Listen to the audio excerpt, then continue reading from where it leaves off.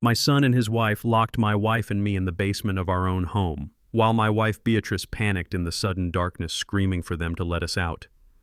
I simply held her hand and whispered, "Quiet, Bee. They think they have trapped two helpless old people. They do not know what is behind this wall."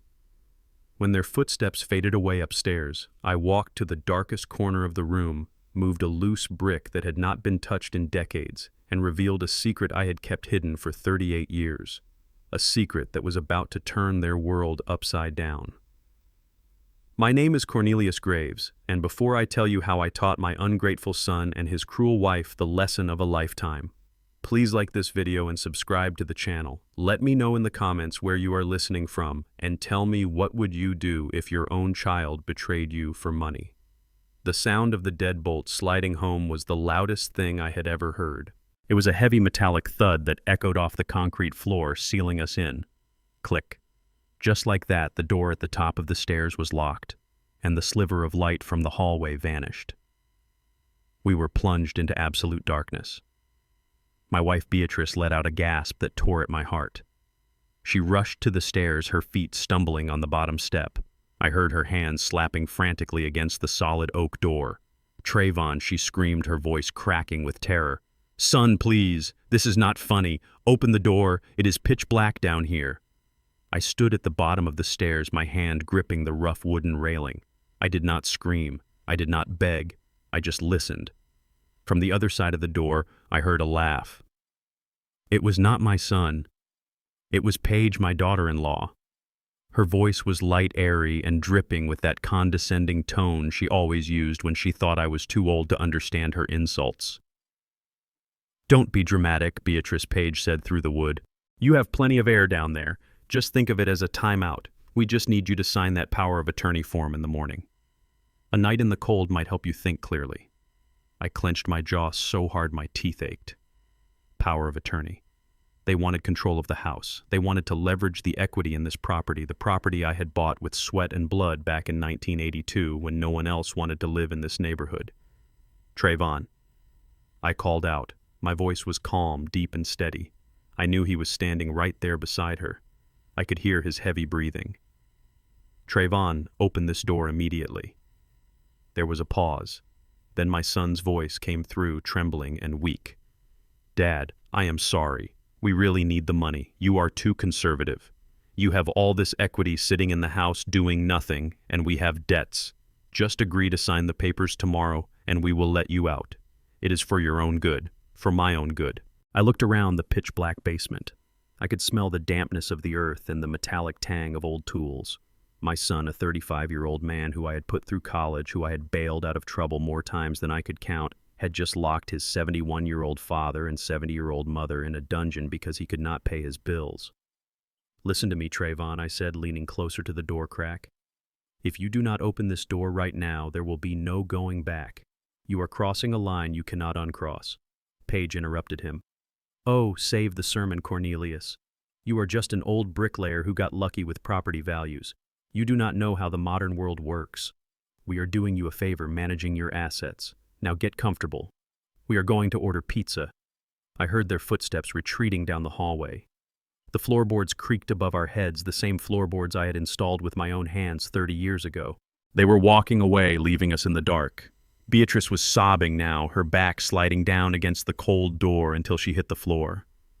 "Oh, Lord Cornelius," she wept. "They are going to kill us. We are going to die in this basement." I reached out in the dark and found her shoulder. I pulled her up gently. "No one is dying tonight, Bee. Come here. Sit on the old workbench stool." I tried to reach for the light switch at the bottom of the stairs. I flipped it. Nothing happened. A second later, the hum of the old refrigerator in the corner died. Silence. "They cut the power," I said, realizing the depths of their cruelty. They went to the breaker box outside and cut the power to the basement. Beatrice's breathing shifted. It went from sobbing to a high-pitched wheeze. I knew that sound. It was the sound that had terrified me for 40 years. Asthma. The dust in the basement, kicked up by her panic, combined with the stress, was triggering an attack. "Cornelius," she gasped, clutching my arm in the dark. My chest. I cannot breathe. Panic, cold and sharp, tried to seize me, but I shoved it down. I had been an engineer and a builder my whole life. Panic does not solve structural failures, and it would not solve this. "Where is your inhaler, Bay?" I asked, keeping my voice level. "Upstairs," she wheezed. "In my purse, in the kitchen." Of course. It was upstairs with the pizza they were ordering. I felt my way through the darkness, my hands brushing against the cool concrete walls. I knew every inch of this basement. I knew where every screwdriver, every saw, and every box of old clothes was located. I moved toward the old laundry station. "Trayvon knows you have asthma," I muttered more to myself than to her. "He knows the dust down here triggers it." That was the moment the last thread of affection for my son snapped. It was not just greed, it was a willingness to cause physical harm. He knew his mother's condition. He knew that locking her in a dusty, unventilated basement without her medicine could be fatal, and he did it anyway because his wife told him to. I fumbled on the shelf above the washing machine. I remembered leaving an emergency spare inhaler there years ago, back when I used to spend hours down here working on my projects. Please let it still be there. My fingers brushed against old rags, a bottle of bleach, a box of nails. Beatrice choked out, "Got it." My hand closed around the small plastic cylinder. I shook it.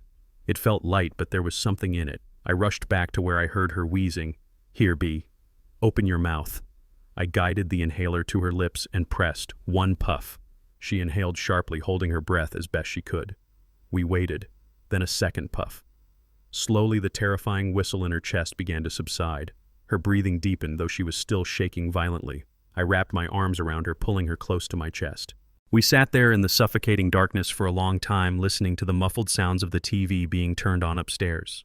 "They are watching a movie," Beatrice whispered, her voice sounding so small, so broken. "They locked us down here like animals, and they are watching a movie. They think they have won," I said softly, stroking her gray hair. "Trayvon has always been weak, B. We tried to raise him right, but he always wanted the easy way. And Paige, she is a shark. She smells blood. She thinks we are just senile old people sitting on a gold mine we do not know how to use." Beatrice gripped my shirt. "What are we going to do, Cornelius? We cannot sign those papers. If we give them power of attorney, they will put us in a home. I heard Paige on the phone last week talking about assisted living facilities. She called them warehouses for the expiring. I felt a surge of rage so hot it almost warmed the cold basement air. "Warehouses. We are not signing anything," I said firmly. "And we are not going to a home." "But we are trapped," she cried. "There is no way out. The windows are barred. The door is solid oak." "You built it too well, honey." I chuckled, a dry, humorless sound in the dark. "You are right. I did build this house well.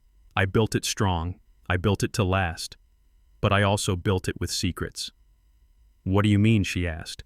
I stood up. My knees popped, but I felt stronger than I had in years. The adrenaline was sharpening my mind. "B, do you remember 1982? Do you remember when I spent 6 months working on the foundation of this house? I told you I was reinforcing the drainage system because of the swampy ground?" "Yes," she said, confused. "You spent every weekend down here." "I was not just fixing the drainage," I said. "It was the Cold War. Everyone was scared. I was a young engineer with access to surplus materials and a lot of paranoia. But even after the wall fell, I kept adding to it. I kept improving it. Because a man must always have a backup plan." I took her hand and guided her through the blackness. We walked past the furnace, past the stacks of old magazines, all the way to the north wall. This part of the basement was unfinished, just exposed brick and mortar covered in cobwebs. "Cornelius, what are we doing?" "This is just the wall," she said. "To the naked eye, yes," I whispered. I reached out and felt for the third brick from the floor. 7 bricks in from the corner. It looked exactly like every other brick, rough and red. But I knew the texture. I knew the slight difference in the mortar line. I pressed my thumb against the center of the brick and pushed. It did not move inward. Instead, I slid it to the right. It moved smoothly on a hidden track I had oiled just 6 months ago during my routine maintenance. Behind the sliding brick was a small biometric keypad I had installed 5 years ago, upgrading from the old mechanical tumbler. A soft blue light from the keypad illuminated our faces, casting ghostly shadows. Beatrice gasped. "Cornelius, what is this?" I didn't answer. I placed my thumb on the scanner. There was a soft beep followed by the heavy, rhythmic clank of deadbolts retracting. It sounded like the vault of a bank. A section of the brick wall about 3 feet wide and 6 feet high hissed pneumatically and popped open, swinging inward on massive hidden steel hinges. Cool filtered air rushed out to meet us, smelling of ozone and electronics completely different from the stale mildew of the basement. Automatic LED strip lights flickered on, revealing a short corridor leading into a room. It was not just a closet, it was a fully finished, reinforced bunker. "Get in, bae," I said gently. She stepped inside, her eyes wide, her mouth hanging open. We were standing in a room about 10 feet by 10 feet. The walls were lined with acoustic foam. There were shelves stocked with water MREs and medical supplies. In the corner was a comfortable cot with fresh linens. But what dominated the room was the desk against the far wall. It looked like the cockpit of a spaceship. 3 large high-definition monitors were mounted on the wall. A high-end computer hummed silently. Next to it sat a large commercial-grade Titan safe. Cornelius Beatrice whispered, spinning around. "You built a panic room. I closed the heavy brick door behind us. The seal was airtight. The sound of the house upstairs vanished instantly. We were in a fortress." "I did not just build a panic room, Bea," I said, walking over to the desk and waking up the monitors. "I built a command center." I typed in my password. The screens flared to life. One screen showed a grid of 12 different camera feeds. Beatrice stepped closer, squinting at the screens. Is that our bedroom?" It was. The camera was hidden in the smoke detector. On the screen, in high-definition color, we could see Trayvon and Paige. They were in our bedroom. Paige was opening your jewelry box, dumping your necklaces onto the bedspread. "Look at this," Paige was saying, her voice crystal clear through the high-fidelity speakers mounted on the wall. "This old junk. I bet some of this is real gold, though. We can pawn it tomorrow." Trayvon was sitting on the edge of the bed, holding my old Rolex, the one I bought when I started my first company. He was putting it on his wrist, admiring it in the mirror. "It looks good on me, doesn't it?" he asked. "Dad never wears it. He just keeps it in the box. He doesn't know how to enjoy wealth." Beatrice put her hand over her mouth, tears welling up again. "They are going through our things. They are stealing from us while they think we are rotting downstairs." I pulled out the chair for her. "Sit down, Bea. You need to rest." I turned to the large safe in the corner. I spun the dial. Left, right, left. The tumblers clicked. I pulled the heavy handle down. Inside, stacked in neat rows, were gold bars. Real gold. And next to them, a stack of thick leather binders. "Trayvon thinks I am just a retired construction worker who saved his pennies," I said, taking out one of the binders. "He thinks the only thing I own is this house and a small 401k. I opened the binder and placed it on the desk next to the screens showing our ungrateful children. He does not know that I own the building his favorite coffee shop is in. He does not know I own the warehouse district downtown. He does not know that for 30 years I have been buying distressed properties, fixing them up, and leasing them out." I looked at Beatrice. She was staring at the gold, then at me as if I were a stranger. "You are a millionaire?" she asked. I nodded. "Multi-millionaire B. I never told you the extent of it because we were happy living simple. I didn't want to change us, and I certainly didn't want to ruin Trayvon. I wanted him to build his own character." I looked back at the screen. Paige was now holding up Beatrice's favorite Sunday dress, laughing at the pattern. "It seems I failed," I said, my voice hardening into steel. "I didn't build his character. I just fed his greed. But that ends tonight." I picked up a heavy black satellite phone from the desk. It was the kind used by contractors in remote locations, completely independent of the house's phone lines or cell towers. "Who are you calling?" Beatrice asked. "The police." I looked at the screen where Trayvon was now opening my nightstand drawer, violating my privacy without a second thought. "No," I said. "The police will just arrest them. That is too easy. That is too quick. They need to understand what they have done. They need to lose everything they think they are about to gain." I dialed a number I had memorized long ago. It rang once. Mr. Graves, a sharp professional voice, answered. "This is the emergency line. Is everything all right?" It was Braxton, my personal attorney, the man who managed my holding companies, the only man who knew exactly how much I was worth. "Braxton," I said, "we have a situation. Initiate the ghost protocol." There was a pause on the line. "Are you sure, sir, that protocol is extreme? It is the scorched earth policy." I watched Paige throw Beatrice's dress into a garbage bag. "I am sure," I said. "My son has declared war on this family. He just doesn't know he brought a knife to a nuclear fight. Burn it all down, Braxton. Start with the bank accounts." I hung up the phone and looked at my wife. Her eyes were wide, but the fear was gone, replaced by a spark of anger at seeing her things desecrated. "Watch the screen, Bea," I said, pulling up a chair next to her. "The show is just beginning." Beatrice stood in the center of the room, spinning slowly as her eyes tried to take in the impossible reality surrounding us. The gentle hum of the air filtration system was the only sound in the small, reinforced chamber. It was a stark contrast to the damp silence of the basement we had just left behind. She reached out and touched the acoustic foam lining the walls, her fingers trembling as if she expected the room to vanish like a smoke ring. "This place feels like a spaceship, Cornelius," she whispered, her voice barely audible over the low drone of the computer servers stacked in the corner. "How is this possible? We have lived in this house for 40 years. I thought I knew every corner. I thought I knew every creak in the floorboards."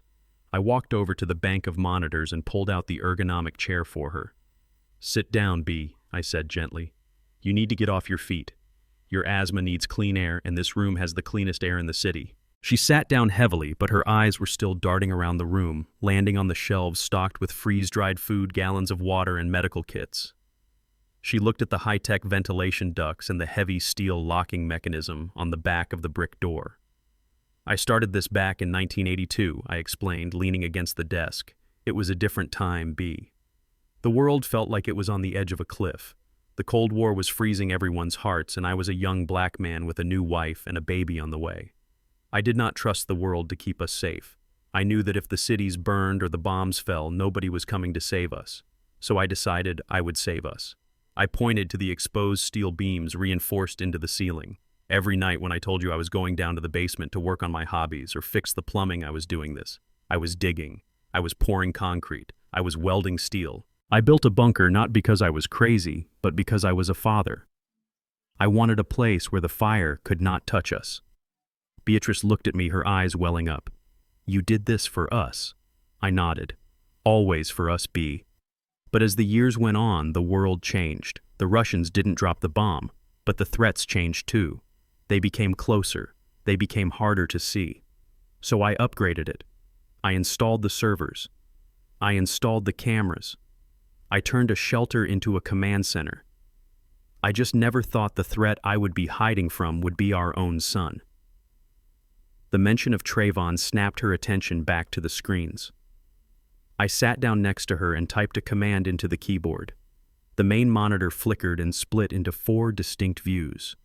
The feed was crystal clear, transmitting in high-definition night vision where needed and full color where the lights were on. Beatrice gasped and covered her mouth with her hand. The top left screen showed our master bedroom. The sanctuary we had shared for decades. It was being violated. Trayvon and Paige were tearing it apart. Paige was standing by your dresser. She had opened every drawer and was dumping the contents onto the floor. Your scarves, the silk ones I bought you in New Orleans, fluttered down like wounded birds. She kicked them aside with her expensive boot. "God, this place smells," she said, her voice sharp and distorted slightly by the microphone, but still perfectly intelligible. "It smells like old people and medicine. How did they live like this? It is so depressing." Beatrice made a small, wounded sound in the back of her throat. "That is my lavender sachet," she whispered. "I have used that scent since I was 20. She thinks I smell old." On the screen, Paige moved to the nightstand. She picked up the framed photo of us from our 25th anniversary. It was the one where we were dancing in the park. She looked at it for a second, sneered, and then tossed it casually into the trash can by the door. "Garbage," she muttered. "We are going to have to hire a dumpster crew to gut this place before we can sell it. I am not touching half of this junk." I reached out and squeezed Beatrice's hand. Her skin was cold. Watching strangers destroy your home is painful, but watching family do it is a specific kind of torture. It cuts the soul.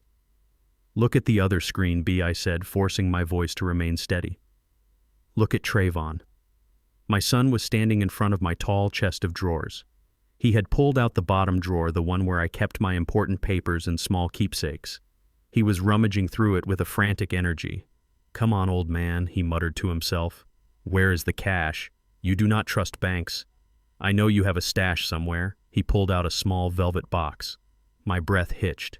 It was the gold Rolex I had bought for myself 20 years ago. It was the only extravagant thing I had ever purchased. I bought it the day I closed the deal on the Midtown commercial block. I had worn it once, looked in the mirror, felt foolish, and put it away. It was too flashy.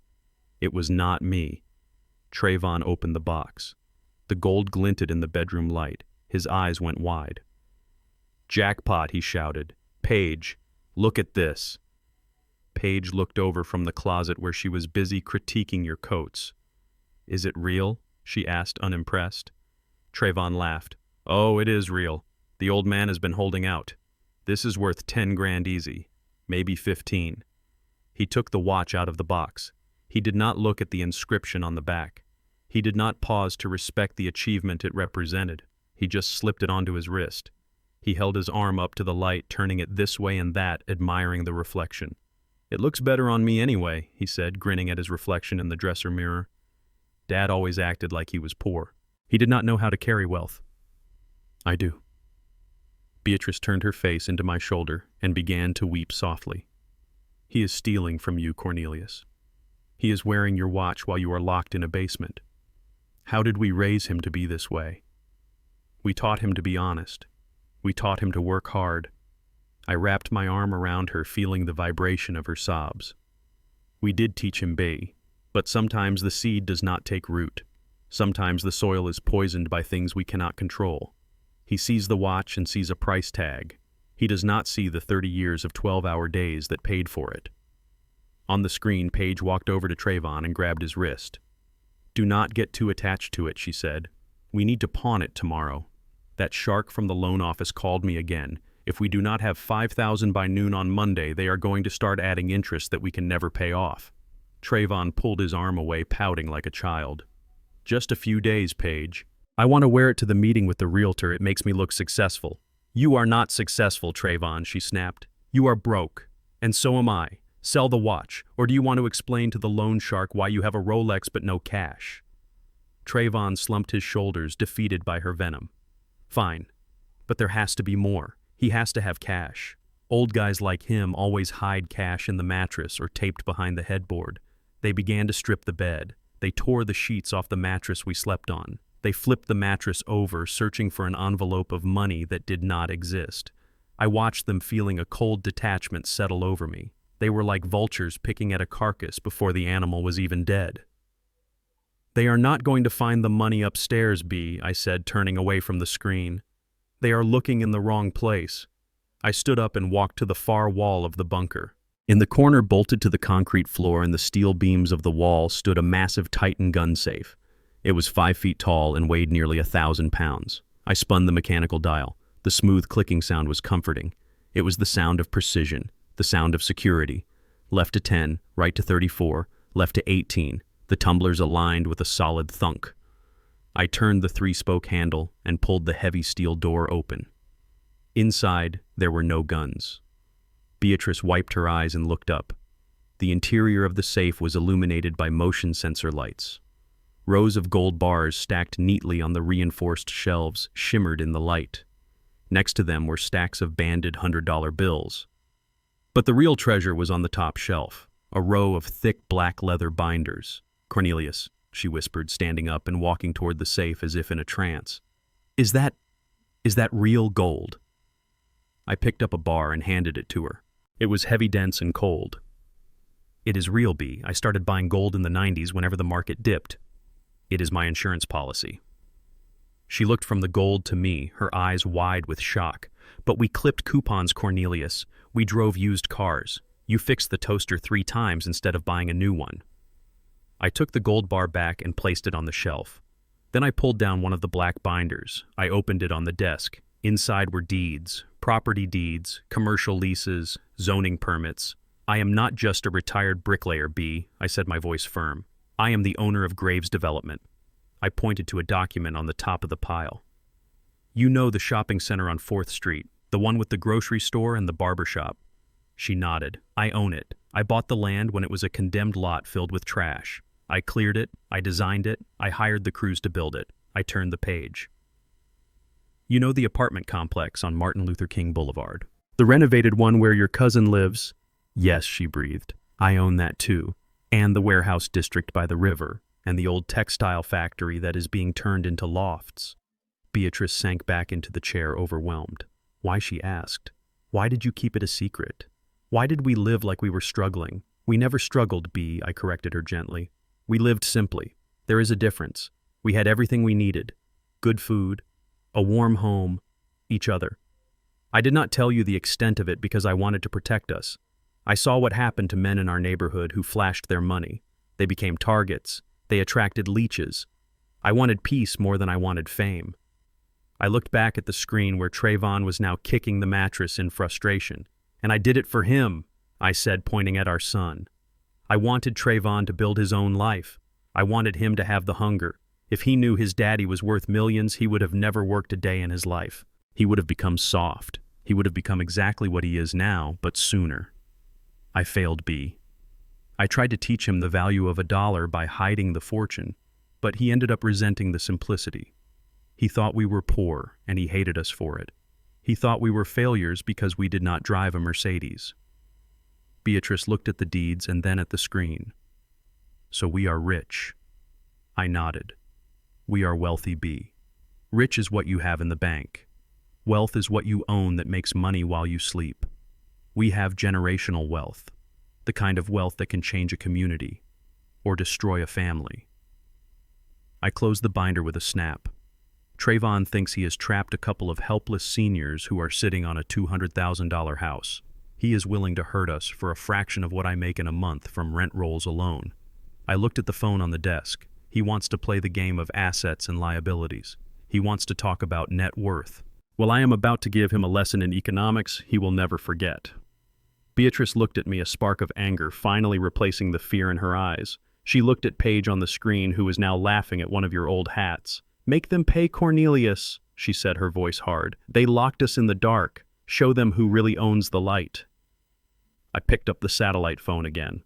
"Braxton," I said into the receiver, "I want you to freeze everything, not just the bank accounts. I want you to put a lien on every asset Trayvon thinks he owns. I want you to contact his creditors. I want you to buy his debt." "Buy his debt?" Sir Braxton asked.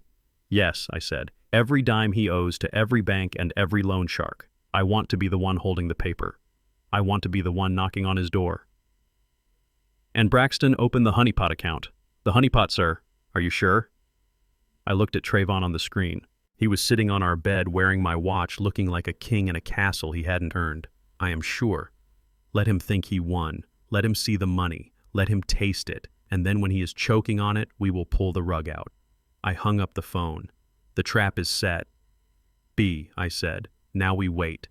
I turned the volume up on the monitors. We sat together in our high-tech bunker surrounded by millions of dollars in gold and paper, watching our son sell his soul for loose change.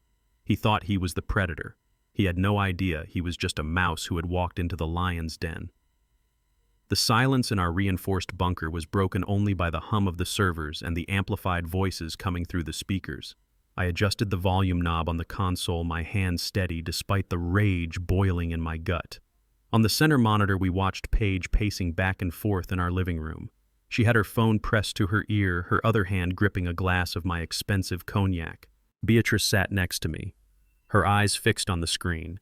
She was trembling not from the cold anymore, but from the shock of seeing the people we loved transform into monsters. "Listen to me," Paige hissed into her phone. "I told you I would have it. Tomorrow." "Yes, tomorrow morning. The old man is stubborn, but he is breaking. We have them contained." I leaned forward. Contained. That is what she called locking her in-laws in a dark basement without food or medicine. We were not people to her. We were a problem to be managed. Beatrice grabbed my arm. "Who is she talking to, Cornelius? Is it the bank?" I shook my head. "Banks do not call at 10 o'clock at night. Banks do not make you sweat like that. Look at her hands, B. She is terrified." The voice on the other end of the line was muffled, but the high-fidelity audio system in the bunker picked up the aggressive cadence. It was a man's voice. Deep, threatening. "I do not care about your excuses, Paige," the man shouted through the speaker. "You said you had the equity. You said the old man was signing the house over. My investors are getting impatient. You know what happens when they get impatient. 500,000, tomorrow, or we start taking pieces. $500,000. Beatrice gasped. $500,000, Cornelius. How? How could they spend that much money? I knew how. I had seen the signs. I watched Paige pacing on the screen. I saw the designer shoes she was wearing. I saw the new SUV parked in the driveway through the exterior cameras, and I heard Trayvon talking about crypto markets and quick returns at Thanksgiving last year. They were gambling. They were buying a life they could not afford to impress people who did not care about them. And when the credit cards ran out, they went to the sharks. I swear to you, Paige pleaded, her voice cracking. The house is worth 700 grand easy. It is paid off. We get the power of attorney tomorrow morning. We go to the bank by noon. We wire you the funds by 2. Just give us 24 hours. She hung up the phone and threw it onto the sofa. She took a massive gulp of the cognac, coughing as it went down. Trayvon walked into the frame. He looked small. He looked like a child wearing his father's clothes. He was holding a piece of paper, his hands shaking. Was that them? He asked. Paige spun around, her eyes wild. Yes, that was them. They are not waiting anymore, Trey. If we do not have that money tomorrow, they are coming for us. And they are not going to send a letter. They are going to send guys with baseball bats. Trayvon sank into my favorite armchair. He put his head in his hands. I cannot believe this. We were supposed to be rich by now. The Bitcoin was supposed to double. You said it was a sure thing, Paige. I closed my eyes for a second. There it was. Greed and stupidity. A lethal combination. My son had bet his family's safety on magic internet money because he was too lazy to work for real wealth. Shut up, Trayvon, Paige snapped. Stop crying. We are fixing this. We just need those 2 old fools downstairs to sign the paper. I looked at Beatrice. She was weeping, silently, tears tracking through the dust on her cheeks. She was watching her son, the boy she had nursed through fevers and driven to soccer practice, crumbling under the weight of his own sins. On the screen, the conversation took a darker turn. Trayvon looked up at his wife. What if they do not sign Paige? Dad is stubborn. You know how he is. He built this house. He is not just going to hand it over because we locked him in the dark.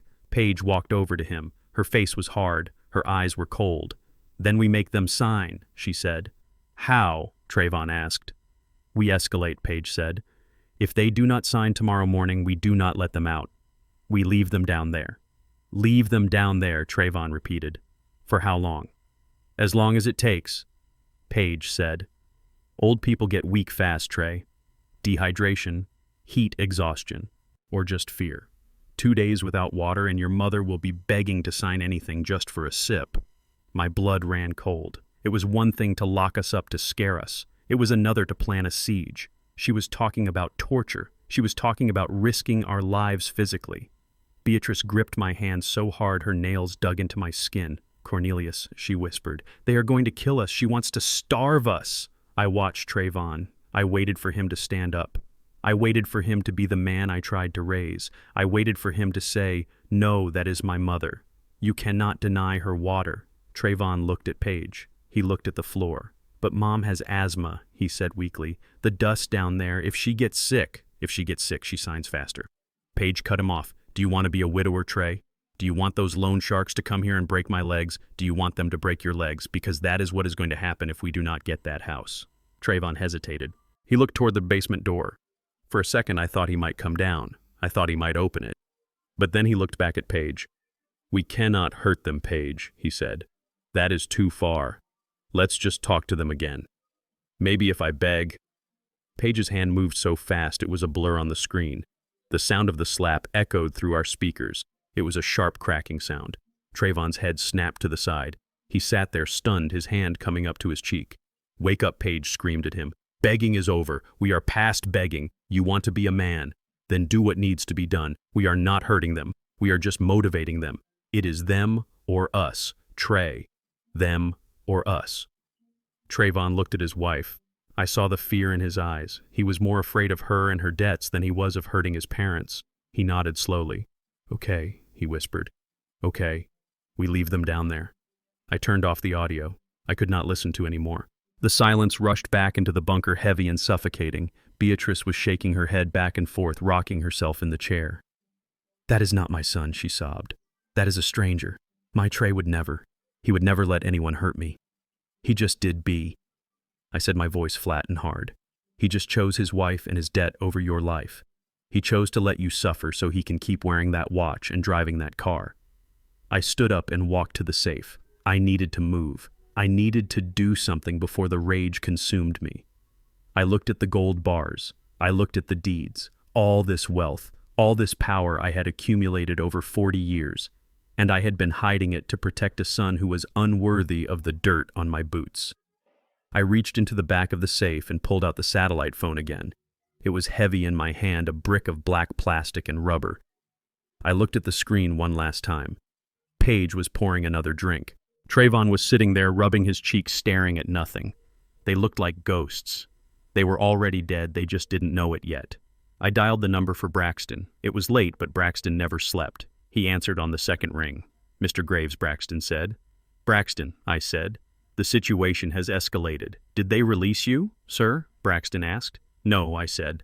"They are planning a siege. They are going to cut off water and food. They are talking about dehydration. They owe $500,000 to loan sharks Braxton. That is the motive. They need the equity in the house to pay off a gambling debt or a crypto loss." I heard the sharp intake of breath on the other end of the line. "Sir, that is attempted murder," Braxton said, his voice losing its professional cool for a second. "We need to call the police. I can have a SWAT team at your door in 10 minutes. We have the audio evidence. We can put them away for 20 years. I looked at Beatrice. She was broken.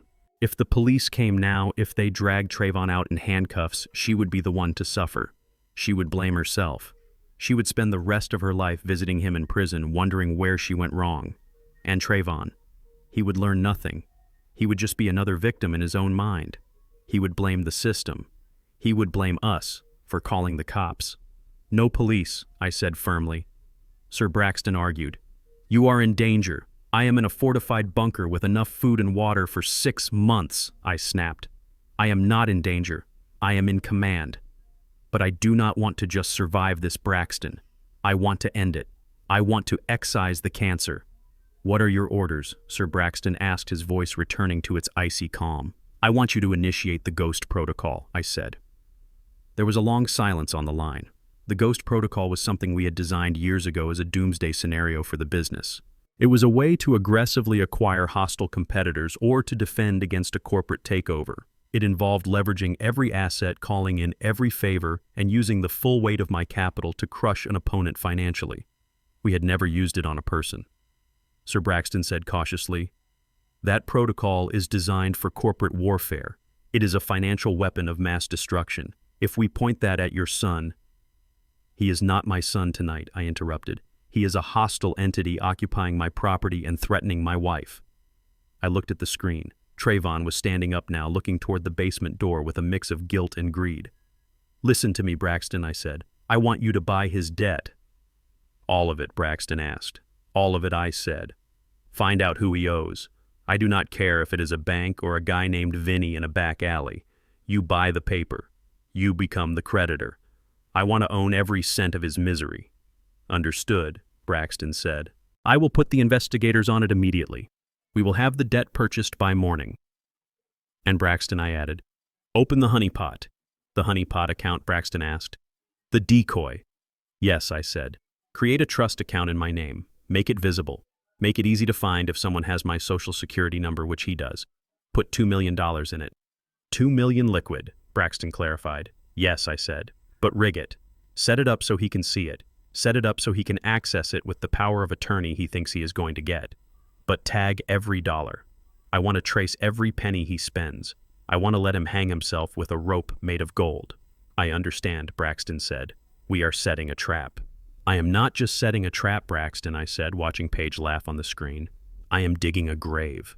I want them to think they won. I want them to feel the money in their hands. I want them to spend it. I want them to think they are the smartest people in the room. And then when they are at the very top of their high, I want to pull the floor out from under them."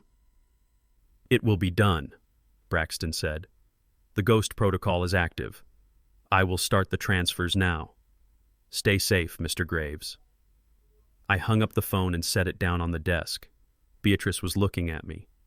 Her eyes were dry now. The shock had worn off, replaced by a steeliness I hadn't seen since she stood up to the school board back in the 90s. "What did you do, Cornelius?" she asked. "I bought us some time, Bea," I said, "and I bought us a shovel." I walked over to the corner and picked up a bottle of water. I handed it to her. "Drink," I said. "We need to stay hydrated.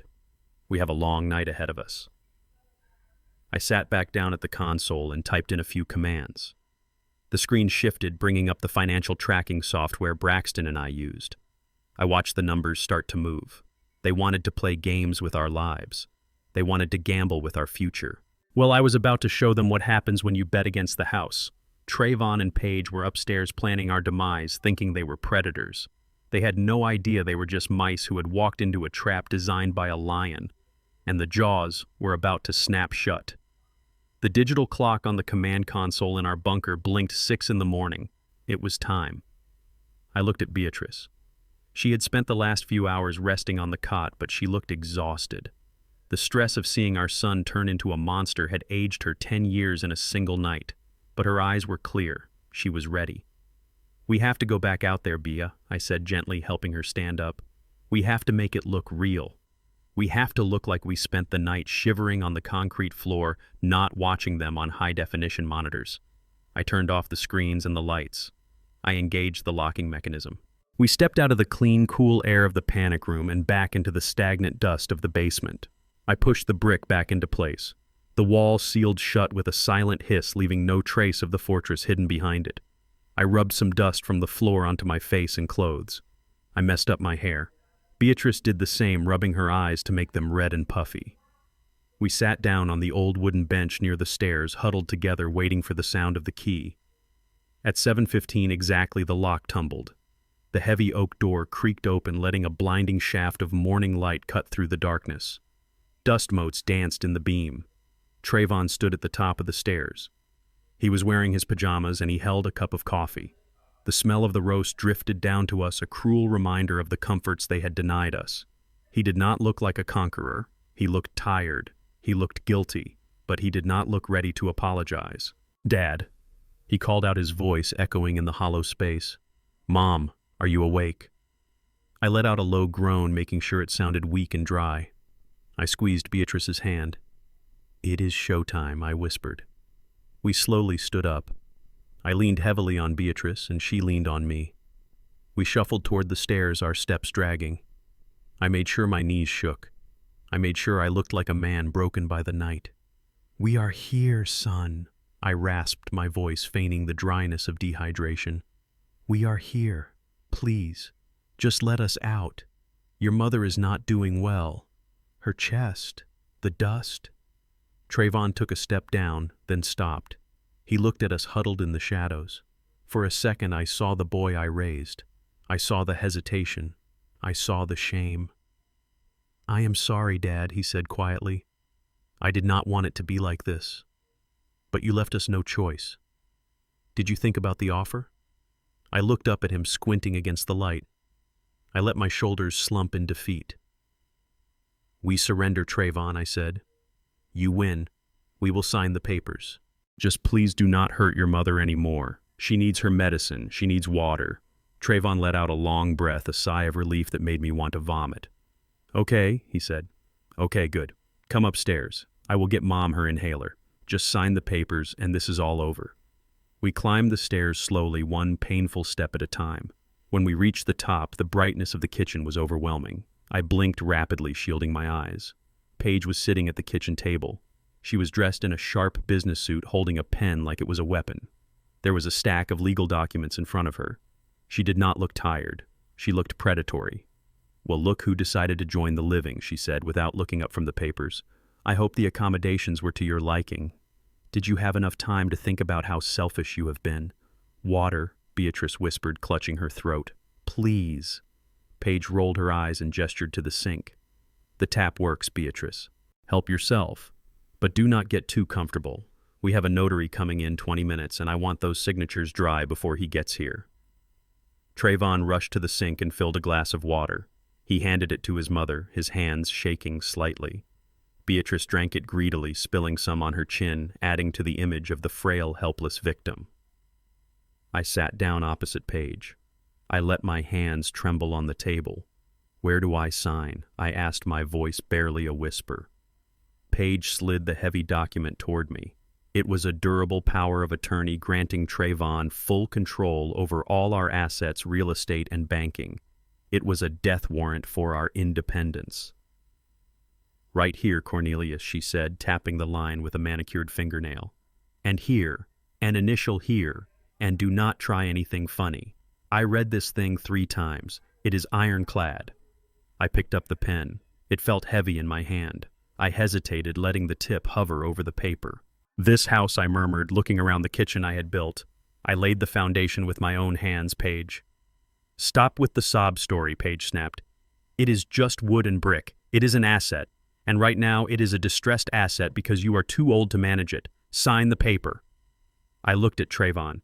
He was standing by the fridge, looking at the floor, unable to meet my eyes. Son, I said, are you sure about this? Once I sign this, there is no going back. You are taking everything. Trayvon looked up. His eyes were wet, but his jaw was set. We have to, Dad, he said. We need the equity. It is the only way out. Just sign it, please. I looked back at the paper. I let my hand shake violently, the pen making erratic marks in the air. I started to write my name, C-O-R. You are moving too slow, Paige hissed.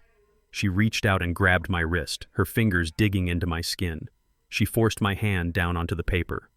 Sign it, old man, she growled, her face inches from mine. Sign it or you go back in the hole for a week. I let out a whimper of fear. I allowed her to guide my hand. I finished the signature, my writing scrawled and messy, looking exactly like the signature of a terrified, confused old man. But at the very end, as I lifted the pen, I pressed down hard. I made a small, distinct dot right after the last letter of my name. It looked like a slip of the pen. It looked like a mistake. But it was not a mistake. It was a code. Years ago, Braxton and I had established a protocol. If I ever signed a document under duress, if I was ever being held hostage or forced to sign away my rights, I would add that dot. It told Braxton and any forensic handwriting analyst he hired that the signature was void, that I was in danger, that the document was worthless. I sat back, dropping the pen. It is done, I said. Paige snatched the paper away, blowing on the ink as if it were a winning lottery ticket. She scanned the signature, her eyes gleaming with triumph. She did not notice the dot. She only saw the letters that gave her control. Finally, she said, "That was not so hard, was it?" She looked at Trayvon, who was still staring at the floor. "Call the bank, Trey," she ordered. "The notary will be here in 10 minutes to stamp it, but we can start the transfer process now. We have the account numbers. We have the authorization." Trayvon pulled out his phone. He opened the banking app. I had given him the login credentials for the Decoy Trust account weeks ago, pretending I needed help setting up the app on my phone. He had saved them, waiting for this moment. I watched him. I watched his thumbs tap the screen. I watched his face. The silence in the kitchen was thick.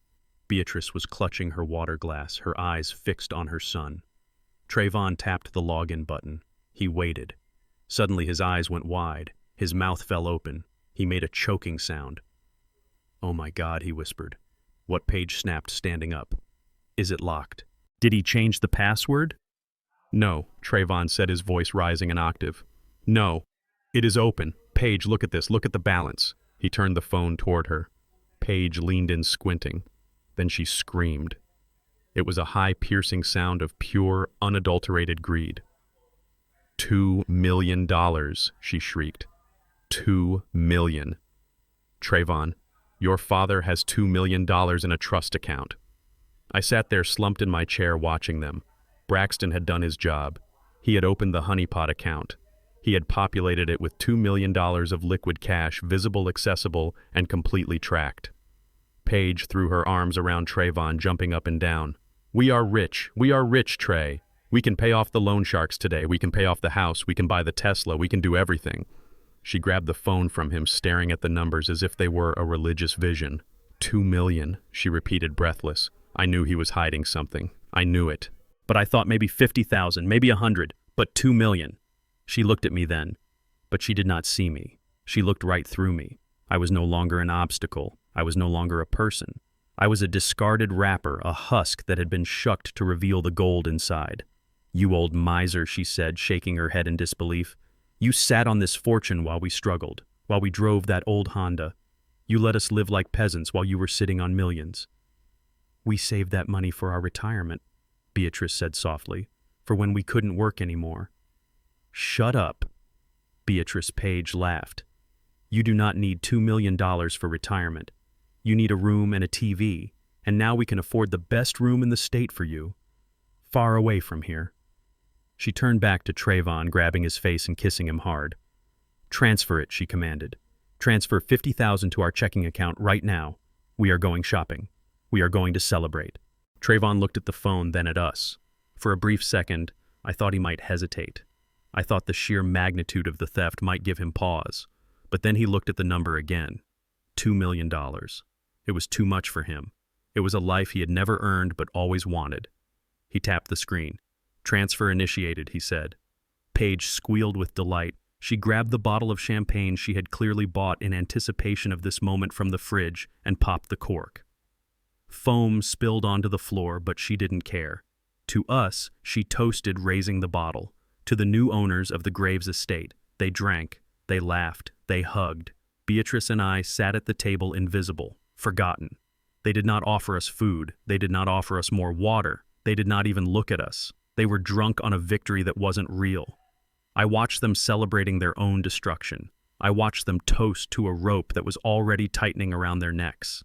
Enjoy it, I thought. Enjoy the champagne. Enjoy the feeling of the money, because it is the last time you will ever feel it. I squeezed Beatrice's hand under the table. She looked at me, and I gave her a tiny, almost imperceptible nod. The trap was sprung.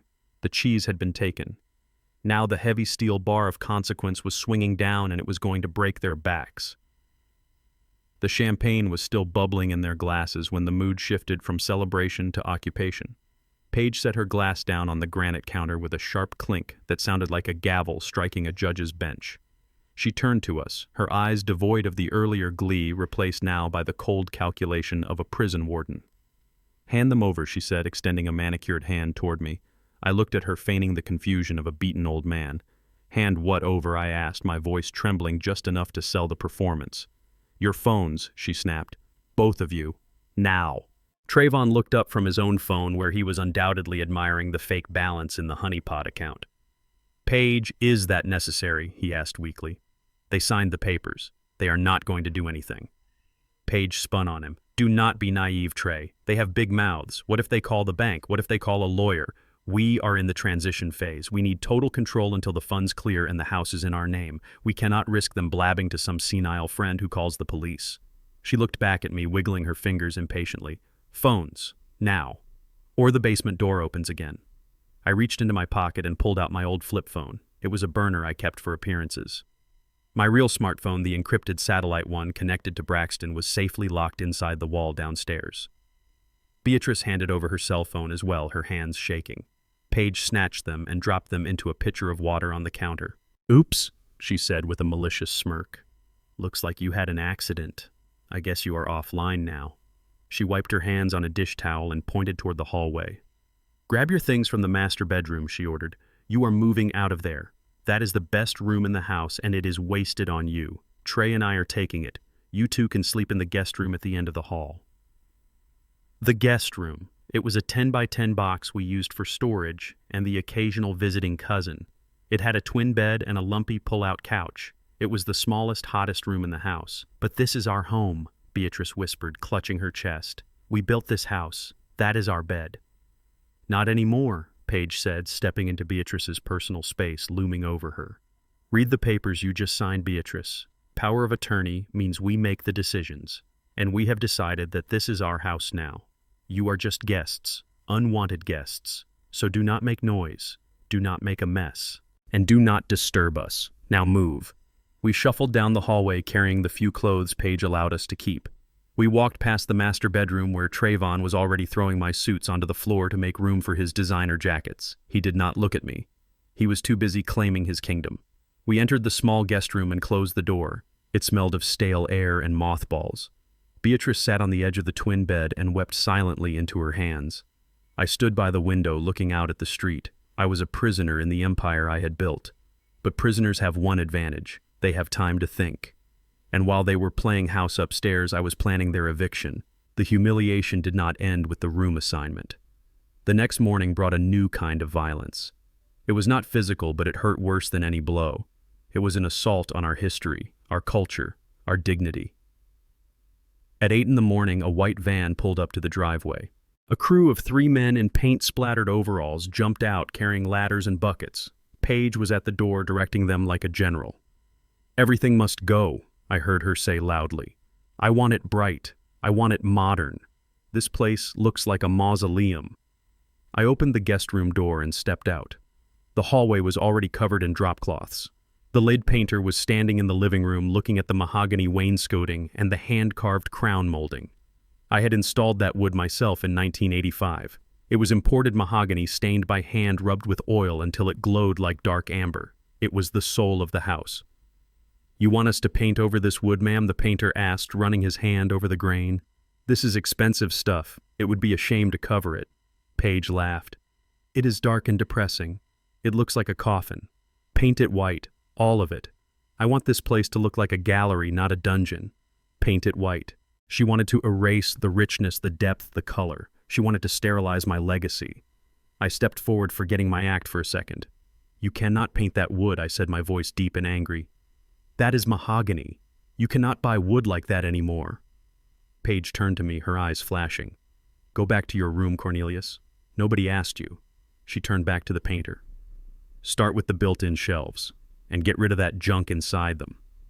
The painter shrugged and picked up a roller. He dipped it in the tray of stark white paint. I watched in horror as he rolled it over the dark, lustrous wood. It was like watching someone slash a painting. The history disappeared under a layer of sterile, generic white.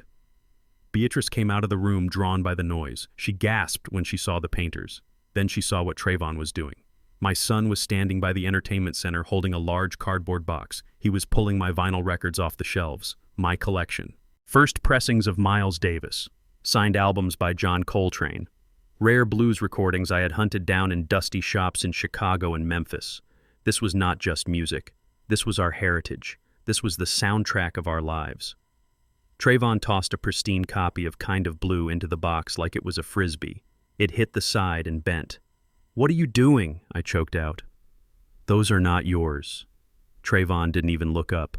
"Paige wants the shelves clear for her crystal collection, Dad. Besides, nobody listens to this stuff anymore. It is just old noise." Old noise. He was throwing away art that was worth more than his car and calling it noise. Beatrice rushed forward, grabbing Trayvon's arm. "Please, son, not the records. Your father loves those. That is his heart." Paige stepped in between them. She shoved Beatrice back. Not hard enough to knock her down, but hard enough to show she meant business. "Get off him," she hissed. "It is our house. It is our trash. If you want to keep this garbage, you should have bought a storage unit. But since you are broke, it goes to the curb." She reached into the box and pulled out a record. It was a rare blues album by Muddy Waters, one of my favorites. She looked at me, holding my gaze. "Clutter," she said. "Just cheap clutter." She dropped the record onto the hardwood floor. It did not break, so she stepped on it. The sound of the vinyl snapping was loud and sharp, like a bone breaking. I stood there, my fists clenched at my sides. I wanted to tear this house down around their ears. I wanted to tell them right then and there that I owned the company that made the paint they were using. But I held back. The trap was not ready. The debt had not fully transferred. I had to endure. Trayvon dragged the box of broken and discarded records out the front door. I watched him dump them into the large recycling bin on the curb. He wiped his hands on his pants as if he had just taken out the trash. That night the house was quiet, but it was the silence of a graveyard. The smell of fresh paint was suffocating. It masked the familiar sense of home, making the place feel alien and hostile. We were strangers in the house we built. Beatrice finally fell asleep around 2 a.m, exhausted by the weeping. I lay awake staring at the ceiling of the guest room, listening to the house settle. I needed to get to the basement. I needed to get into the panic room. The cameras were recording everything, but the hard drives in the bunker had a limited buffer before they overwrote the data. I needed to back up the footage of them destroying my property.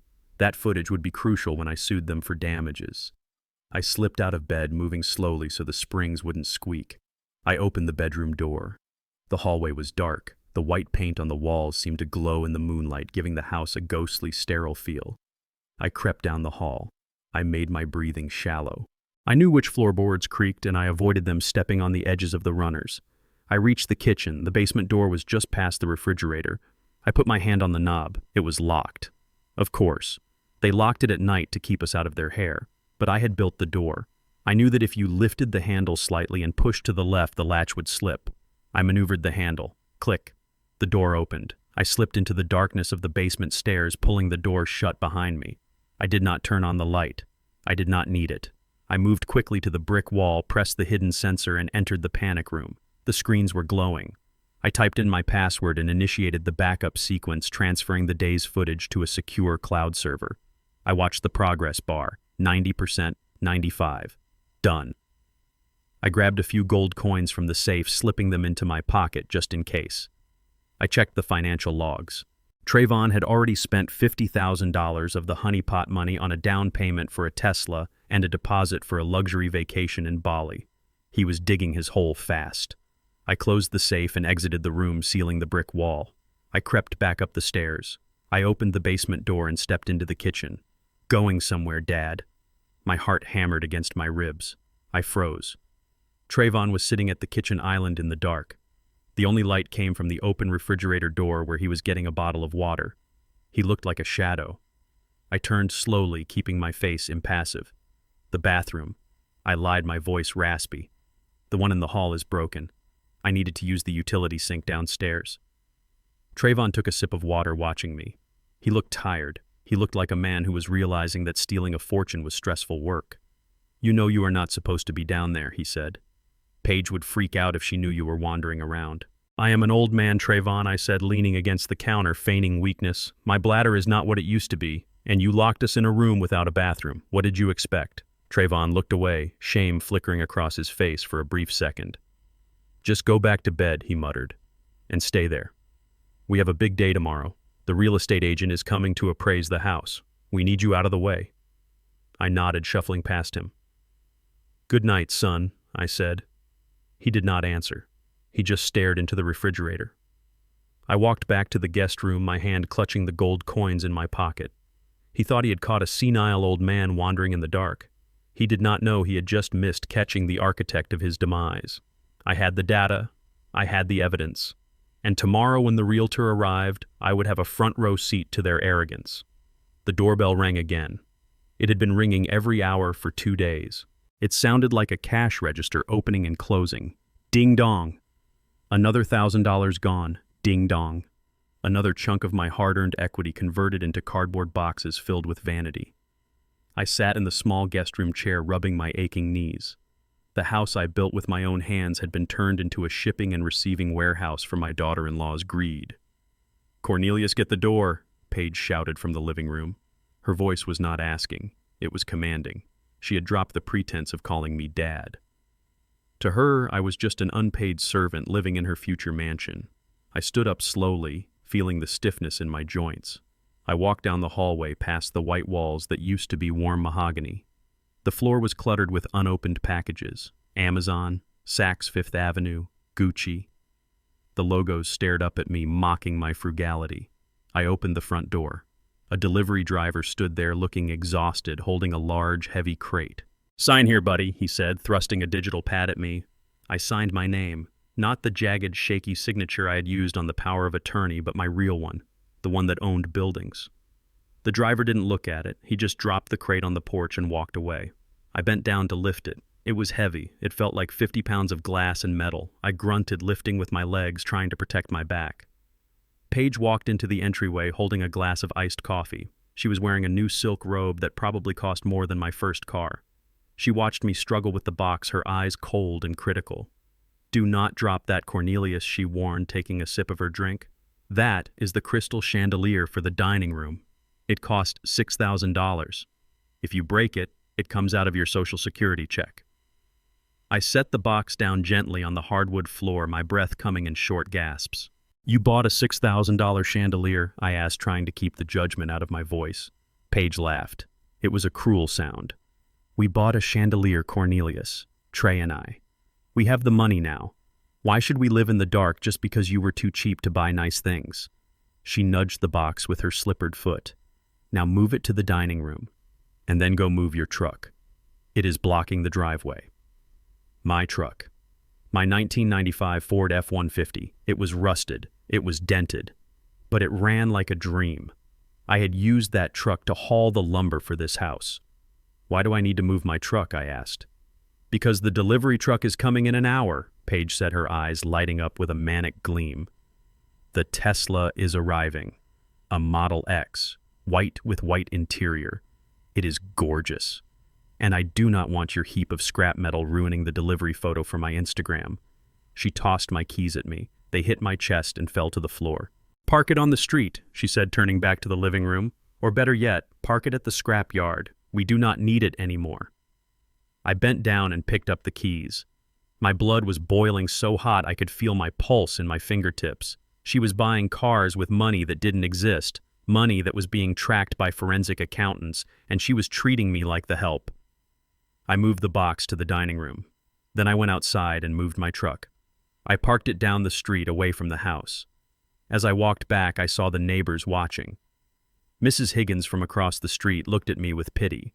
She thought I was a confused old man losing his home. She did not know I was a general surveying the battlefield. When I got back inside, the house was buzzing with activity. A catering coordinator was there measuring the kitchen. A florist was bringing in vases. Paige was in the center of it all, directing traffic like a queen bee. She handed me a clipboard. Here, she said, since you are just standing there useless, check these items off as they arrive. I ordered 3 cases of French champagne and 5 pounds of Wagyu beef. Make sure they do not short us. I took the clipboard. I looked at the list. It was obscene. Caviar, truffles, imported cheese. She was blowing through the honeypot account at a record pace. Every dollar she spent was another nail in her legal coffin. I stood by the door for 3 hours checking off boxes, carrying bags, hauling crates. My back screamed in protest. My legs trembled. But I did not complain. I played the part. I was the old broken man, obedient and weak. Around 4 o'clock, the house quieted down. The delivery trucks left. The Tesla sat in the driveway, gleaming in the sun, looking alien and pretentious against the backdrop of our modest neighborhood. I went to the kitchen to get a glass of water. My throat was parched. Beatrice was still in the guest room, afraid to come out and face Paige's venom. As I filled my glass, I heard Paige's voice coming from the patio. The sliding glass door was open just a crack. She was on the phone. I moved closer, standing in the shadow of the refrigerator. "Oh, Tiffany, you have to come," Paige was saying, her voice high and excited. "It is going to be the party of the year. We are launching our new life. Yes, the house is basically ours now." The old man signed everything over. She paused, listening to her friend. Then she laughed. A dark, ugly sound. "No, do not worry about them. They will be there, but they will be in the background. I got them these cute little uniforms, so they look like staff. It is hilarious." My grip tightened on the glass. Uniforms. She wanted us to serve her guests. "But listen, Tiff," she continued, her voice dropping lower, conspiratorial. "This is just temporary. The party is on Saturday. Sunday morning I am driving them to the facility." I froze. Facility. "Yeah, I found one up north," she said. "It is state-funded, so it does not cost us anything. It is basically a warehouse for old people. It smells like bleach and cabbage, but who cares? They will have a bed and 3 meals. I cannot have them wandering around here ruining my vibe. I do not want to see their faces anymore. They depress me." She took a sip of her wine. I could hear the ice clink.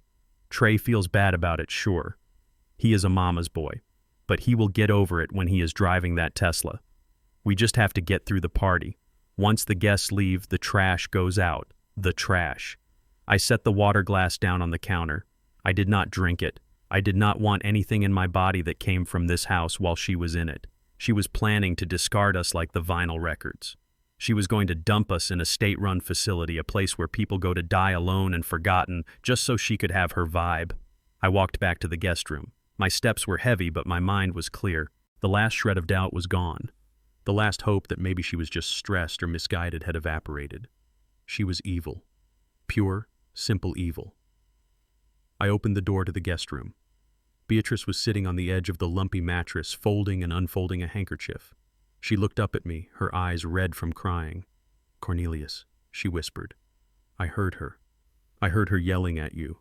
I heard her making you carry those boxes." I sat down next to her and took her hands. They were cold. "It is okay, Bea," I said. "My back is strong. I have carried heavier things than her vanity." Beatrice shook her head. "It is not okay. It is humiliating. She treats you like a slave in your own house. And Trayvon, he just watches. He drives that new car while you walk to the curb. She gripped my hands tighter.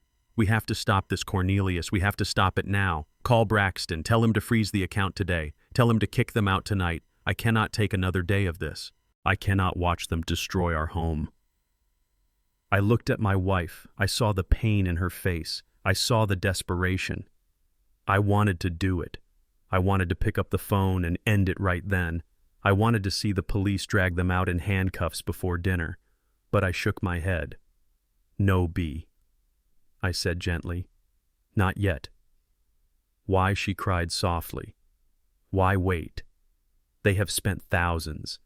They have ruined the woodwork. What are we waiting for? I stood up and walked to the window. I looked out at the Tesla in the driveway. I looked at the white walls. We are waiting for the height, I said. The height, she asked, confused. Imagine a man climbing a ladder, B, I said, turning back to her. If he falls from the first rung, he twists his ankle. He learns nothing. He blames the ladder. He heals and he tries to climb again. I walked back to her and knelt in front of her. But if you let him climb to the very top, if you let him stand on the roof and look down at the world like he owns it, if you let him believe he can fly, and then you kick the ladder away. I paused, letting the image sink in. Then the fall is fatal, B.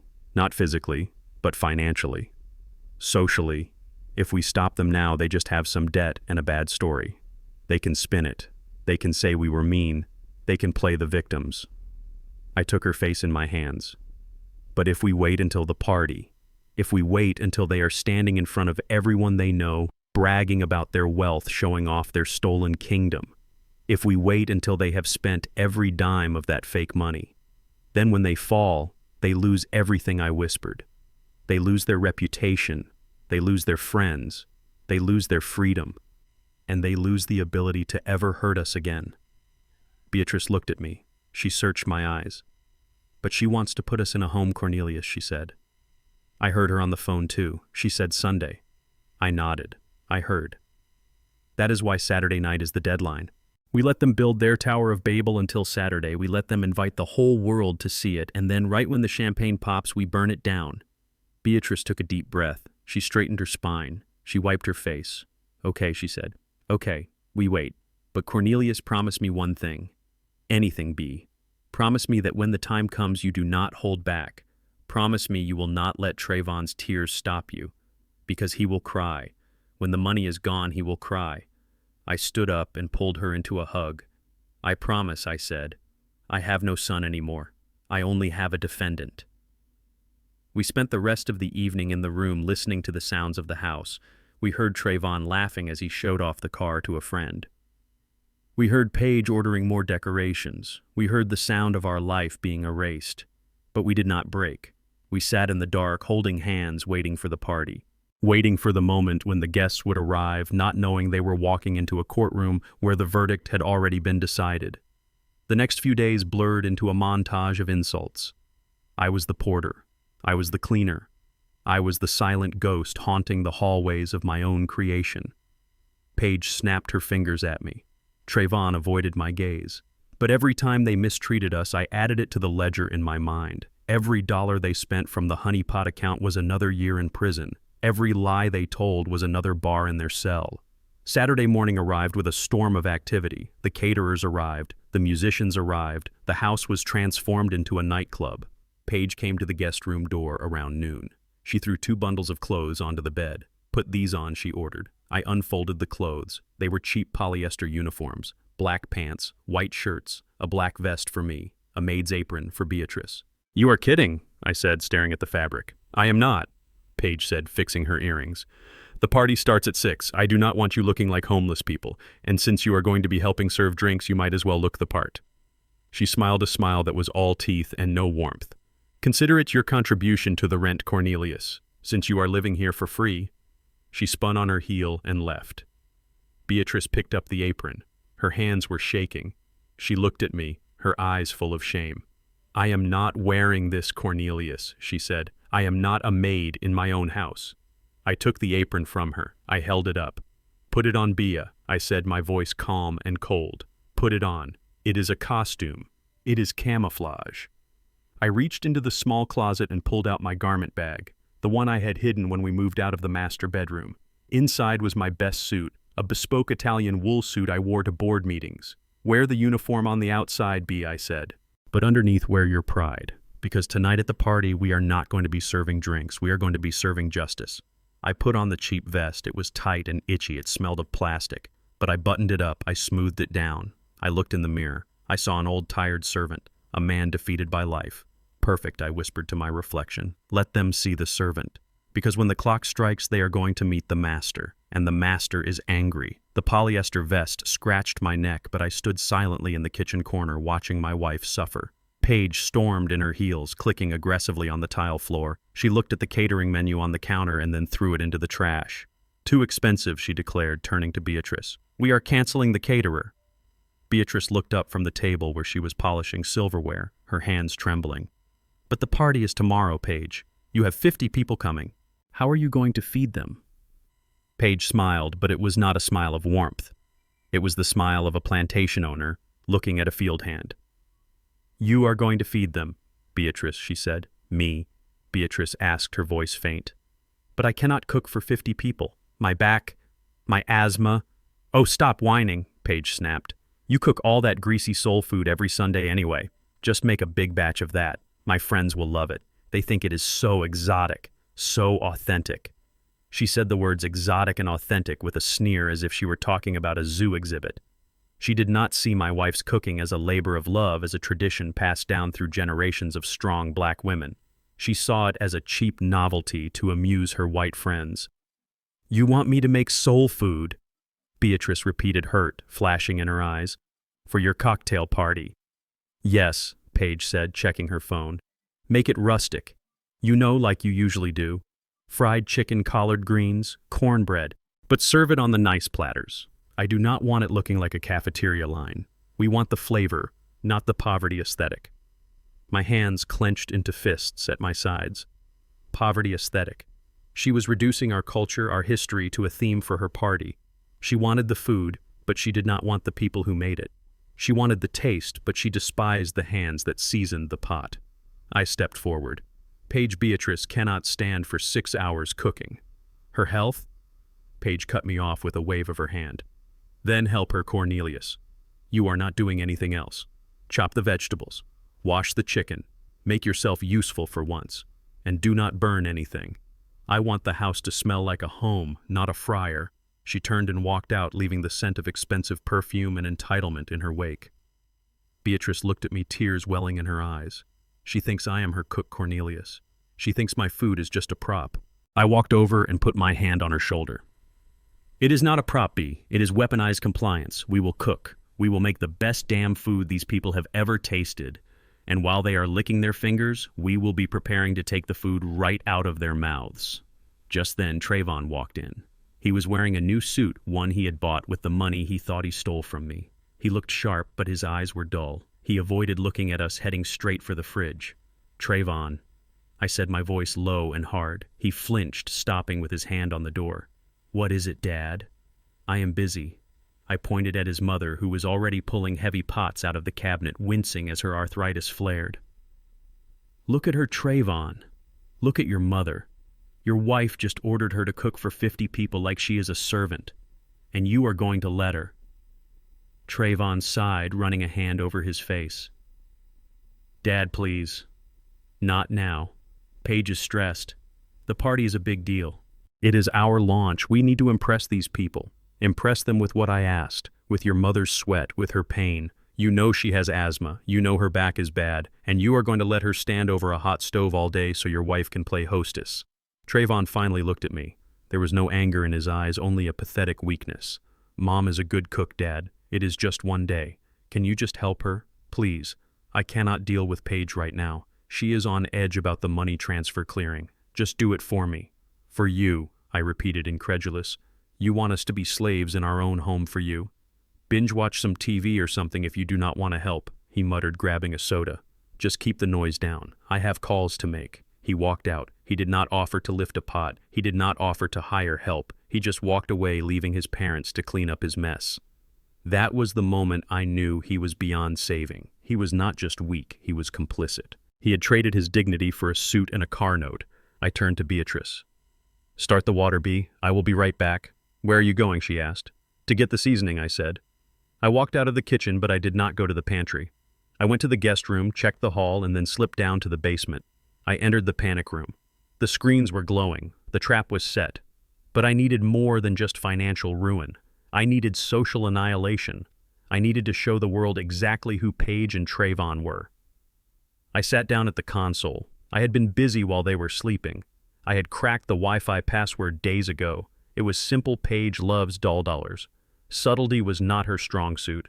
From there, it was easy to access the cloud backups of their devices. I opened a folder on the desktop labeled Evidence. First, I pulled up Trayvon's gambling records. Online poker, sports betting, crypto scams. He had lost $200,000 in 6 months. He had taken loans from payday lenders, maxed out credit cards in his name, and then started using ours.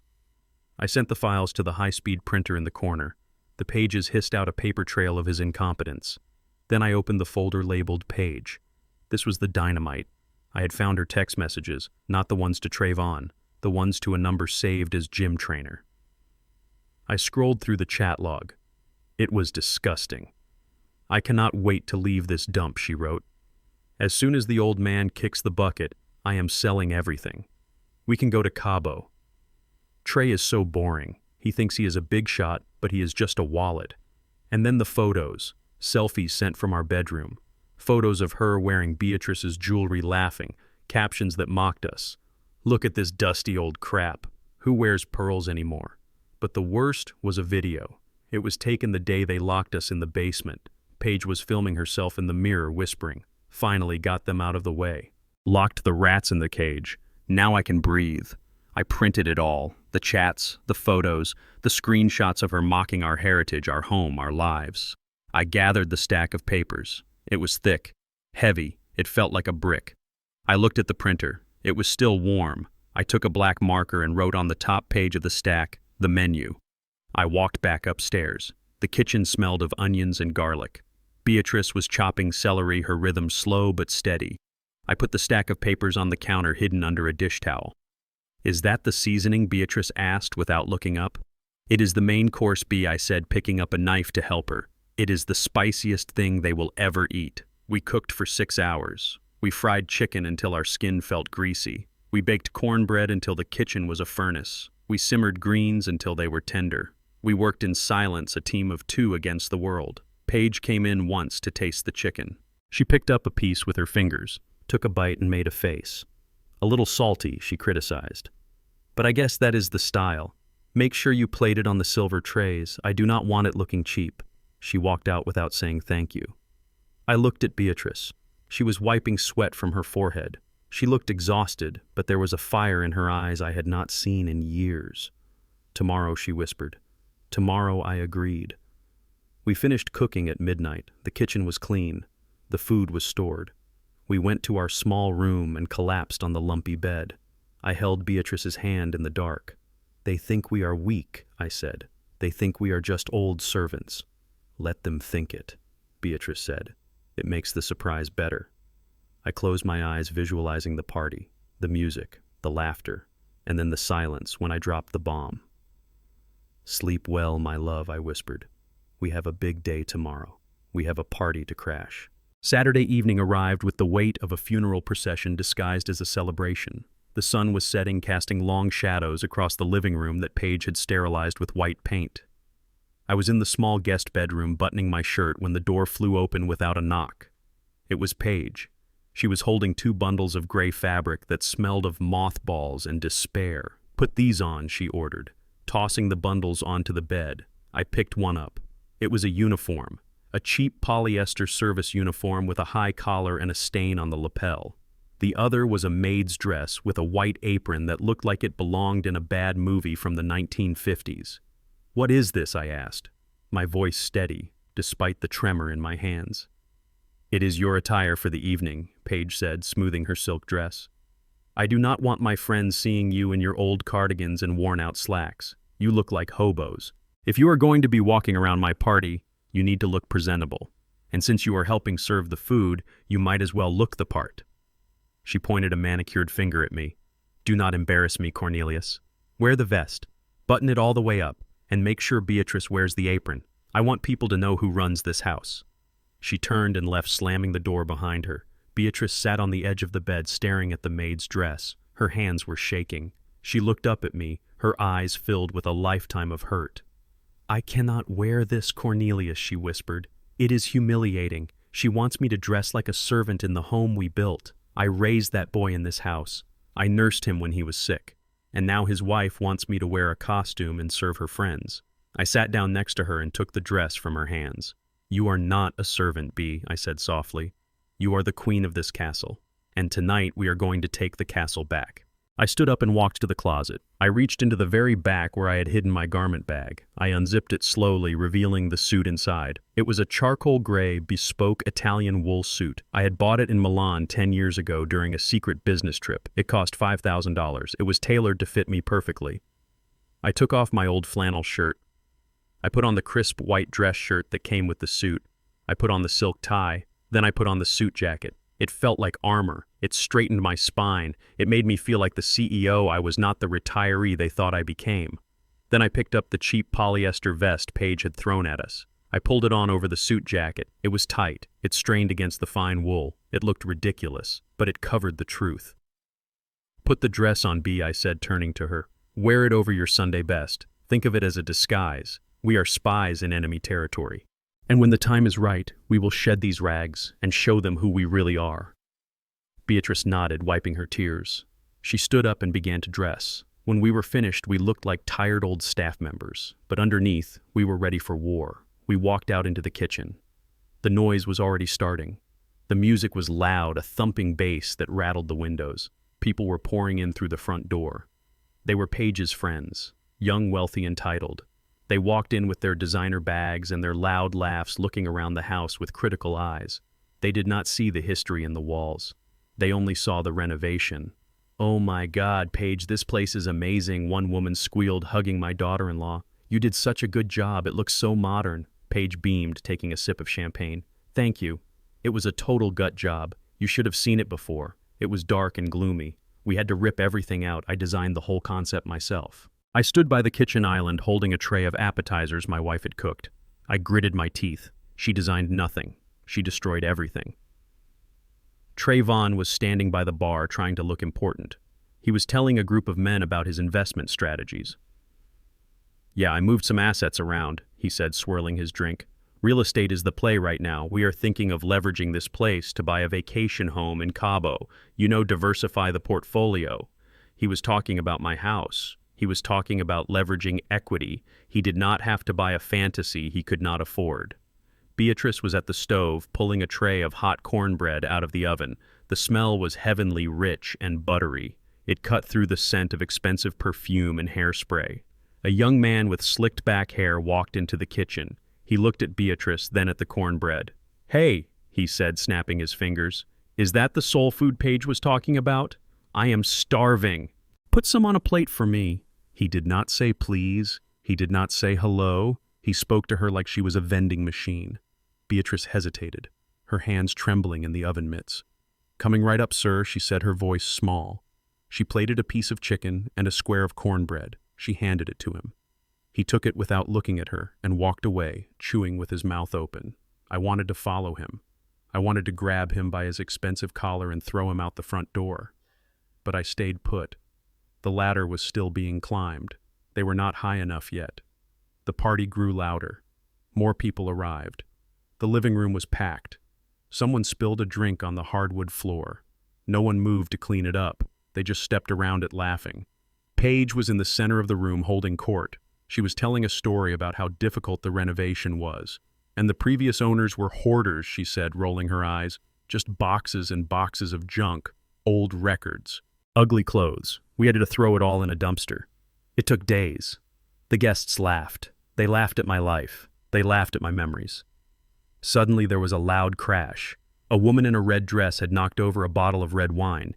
It shattered on the white floor, sending shards of glass and dark liquid spraying everywhere. It splashed onto the white sofa. It pooled on the rug. The room went silent. The music seemed to stop. Paige stared at the mess, her face turning pale. That was a $300 bottle of Cabernet. And the rug. That was custom imported. She spun around, her eyes searching the room wildly until they landed on me. Cornelius, she screamed. I was standing in the doorway holding a tray of empty glasses. Get over here, she shouted, snapping her fingers at me. Snap! Snap! The sound was like a whip crack in the silent room. Hurry up, old man, she hissed. Do not just stand there like a statue. Grab a towel. Grab a mop. Clean this up before it stains. I walked slowly toward her. The guests parted like the Red Sea, watching the old servant obey his mistress. I felt their eyes on me. Some looked pitying. Most looked indifferent. To them, I was just a slow employee who was ruining the vibe. I reached the mess. I looked at the wine soaking into the white fibers. It looked like blood.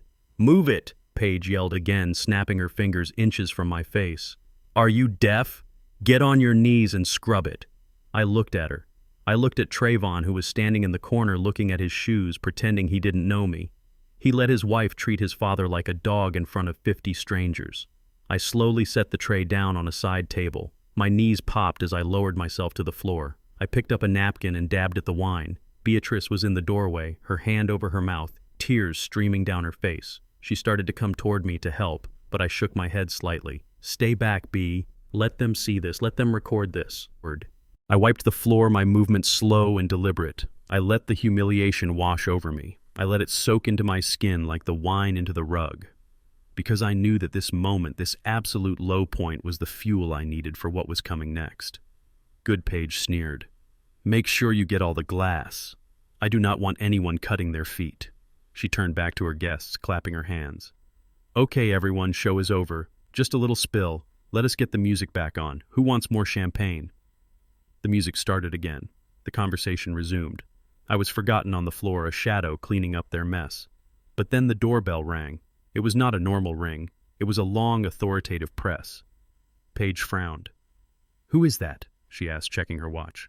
Everyone is here. Open it, Trey, she ordered. Trayvon walked to the door and pulled it open. Silence fell over the entryway. Standing in the doorframe was a man who looked like he owned the night. He was tall, broad-shouldered, and black. He wore a navy blue suit that cost more than Trayvon's car. His shoes were polished to a mirror shine. He held a leather briefcase in one hand and a gold-tipped cane in the other, not because he needed it, but because it looked powerful. It was Braxton. My attorney. My shark. Trayvon stared at him, mouth open. He had never met Braxton. He only knew him as a voice on the phone, if that. Can I help you? Trayvon asked, his voice cracking. Braxton did not answer him. He stepped into the house, pushing past Trayvon as if he were a doorman. He walked into the center of the living room. The guests quieted down, sensing the shift in energy. This man did not belong to Paige's world of fake luxury. He was the real thing. Old money. Serious power. Paige walked up to him, her smile faltering. Hi, she said, extending a hand. I am Paige. This is my house. Are you a friend of Tiffany's? Braxton looked at her hand but did not take it. He looked around the room, his eyes taking in the cheap decorations, the white paint, the spilled wine. His lip curled slightly in distaste. I am not a friend of Tiffany's, he said, his voice deep and resonant. I am here on business. Business? Trayvon perked up. He rushed over his greed, overcoming his confusion. Are you an investor? Did you hear about my crypto portfolio? I am looking for partners. Braxton looked at Trayvon. He looked at him like he was a bug on a windshield. I am an investor, he said slowly, but I am not investing in you, son. He scanned the room until his eyes locked on me. I was still on my knees, holding the wine-soaked napkin. Our eyes met. He did not smile. He did not wave. He just gave me a single slow nod. It was a nod of respect, a nod of readiness. The cavalry had arrived. I stood up. I dropped the napkin on the wet rug. I wiped my hands on the polyester vest. I looked at Braxton, and then I looked at the clock. It was time to take off the costume. The party was vibrating with the kind of manic energy that only exists when people are spending money they do not have. The bass from the speakers was shaking the crystal chandelier, the same one I had hauled in from the porch just days before. Paige was in the center of the room, swirling a glass of champagne that cost more than my first week's wages as a bricklayer. She was laughing, throwing her head back, drunk on the illusion of her own success. We need more bubbles, she shouted over the music, waving her hand at the wine merchant who was standing by the bar overseeing his stock. Bring out the reserves. 10 more cases of the vintage Dom Perignon. Open them all. I want a champagne tower right here in the foyer. The merchant, A serious man named Mr. Henderson, who had supplied wine for my legitimate business dinners for years, looked at her with a raised eyebrow. He did not know she was spending my money, but he knew a reckless spender when he saw one. "That will be another $4,000, ma'am," he said, pulling out his mobile card reader. "I will need to run the card again before I pop the corks." Paige rolled her eyes, making a show of it for her friends. "God, so transactional," she groaned. "Just run it. It is the same card. The black one." She pointed to the card sitting on the bar top.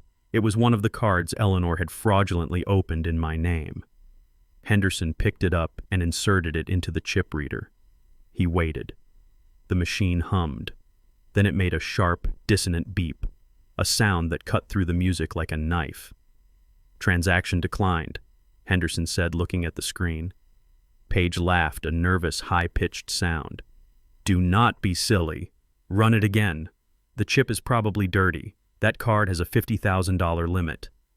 Henderson sighed, wiped the chip on his sleeve, and inserted it again. He waited longer this time. Beep. Declined. He repeated his voice louder this time. "It says, 'Do not honor.' That usually means the bank has flagged it for fraud or non-payment." The guests closest to the bar stopped talking. The silence began to spread outward like a ripple in a pond. "You are doing it wrong." Paige snapped, her face flushing a deep, angry red. "Give it to me." She snatched the machine from his hand and jammed the card in herself. She tapped her foot impatiently. "Beep. This piece of junk is broken," she screamed, slamming the machine down on the marble counter. "Trayvon, get over here. Give him your card. The bank is probably just freezing mine because I have been buying so much luxury stuff today. You know how they are with security." Trayvon walked over, looking annoyed at being interrupted from his conversation with a group of local real estate brokers. He pulled out his wallet and produced a shiny platinum card. This was one connected directly to the transfers he had made from the honeypot account. "Here," he said, arrogantly sliding it across the bar. "Put it on this, and add a 20% tip." "I do not want to hear any more beeping." Henderson ran the card. Beep. This time the merchant did not just say declined. He looked at the screen, frowned, and then looked up at Trayvon with eyes full of suspicion. "Sir, this card has been reported as lost or stolen," Henderson said, his voice carrying over the now quiet room. "The machine is instructing me to confiscate it." What Trayvon shouted. "That is my card. Give it back." "I am afraid I cannot do that," Henderson said, slipping the card into his pocket. "And until this bill is settled, nobody is drinking another drop. In fact, if you do not pay the outstanding balance of $8,000 for the first round right now, I am calling the police for theft of services." The music stopped. The DJ, sensing the shift in the atmosphere, cut the track. The room was suddenly dead silent, save for the hum of the refrigerator and the heavy breathing of my son and his wife. "Pay him!" Paige hissed, grabbing Trayvon's arm. "Use the app. Transfer the money directly. Do not embarrass me in front of these people." Trayvon fumbled for his phone. His hands were shaking so bad he almost dropped it. He unlocked the screen and opened the banking app. I watched him from the doorway of the kitchen. I stood perfectly still, my hands clasped behind my back in the pose of a servant, but my eyes were locked on his face. This was the moment. The ladder was being kicked away. Trayvon tapped the screen. He waited for it to load. I could see the reflection of the loading circle in his eyes. Then the color drained from his face. It started at his forehead and washed down to his chin, leaving him looking like a corpse standing upright. "No," he whispered. "No, no, no. This is a glitch." "What is it?" Paige demanded, leaning over his shoulder to look at the screen. I knew exactly what they were seeing. Braxton had timed it perfectly. The honeypot account, which had shown a balance of nearly $2 million just an hour ago, was now gone. In its place was a stark red banner across the top of the app. "Assets frozen by court order. Case number 8944B. Contact your legal representative." "Where is the money?" Paige shrieked. Her voice cracked, turning into a guttural scream that echoed off the white walls. "It says zero. It says frozen. Where is the $2 million? Trayvon tapped the screen frantically, refreshing the page over and over again. "It is gone," he choked out. "It is all gone. The transfer I made to our checking account. It bounced. They took it back." Paige grabbed him by the lapels of his expensive jacket and shoved him backward into the bar. Bottles clinked and rattled. "You idiot," she screamed, spit flying from her mouth. "You said it was secure. You said you had the power of attorney. Did you spend it? Did you move it to a crypto wallet without telling me? Where is my money? I did not touch it, Paige, I swear. Trayvon stammered, tears welling in his eyes. I do not know what happened. It says court order. Who sued us? We do not have any lawsuits. The guests were staring. Some were pulling out their phones to record. The facade of the perfect wealthy couple was crumbling in real time, revealing the desperate grifters underneath. Pay me, Henderson barked, stepping out from behind the bar. I do not care about your domestic dispute. I want my $8,000 or I am dialing 911. Trayvon looked around the room, his eyes wild and searching. He looked at his friends. He looked at the real estate brokers.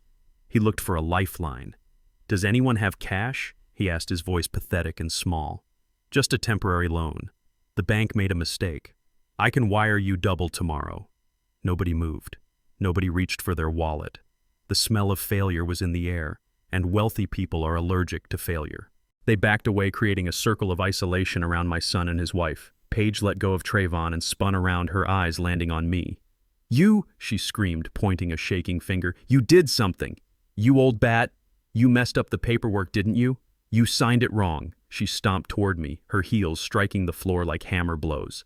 Fix this, Cornelius, she yelled. Call the bank. Tell them it is a mistake. Tell them you authorized the transfer. Do it now, or so help me God, I will throw you out on the street tonight.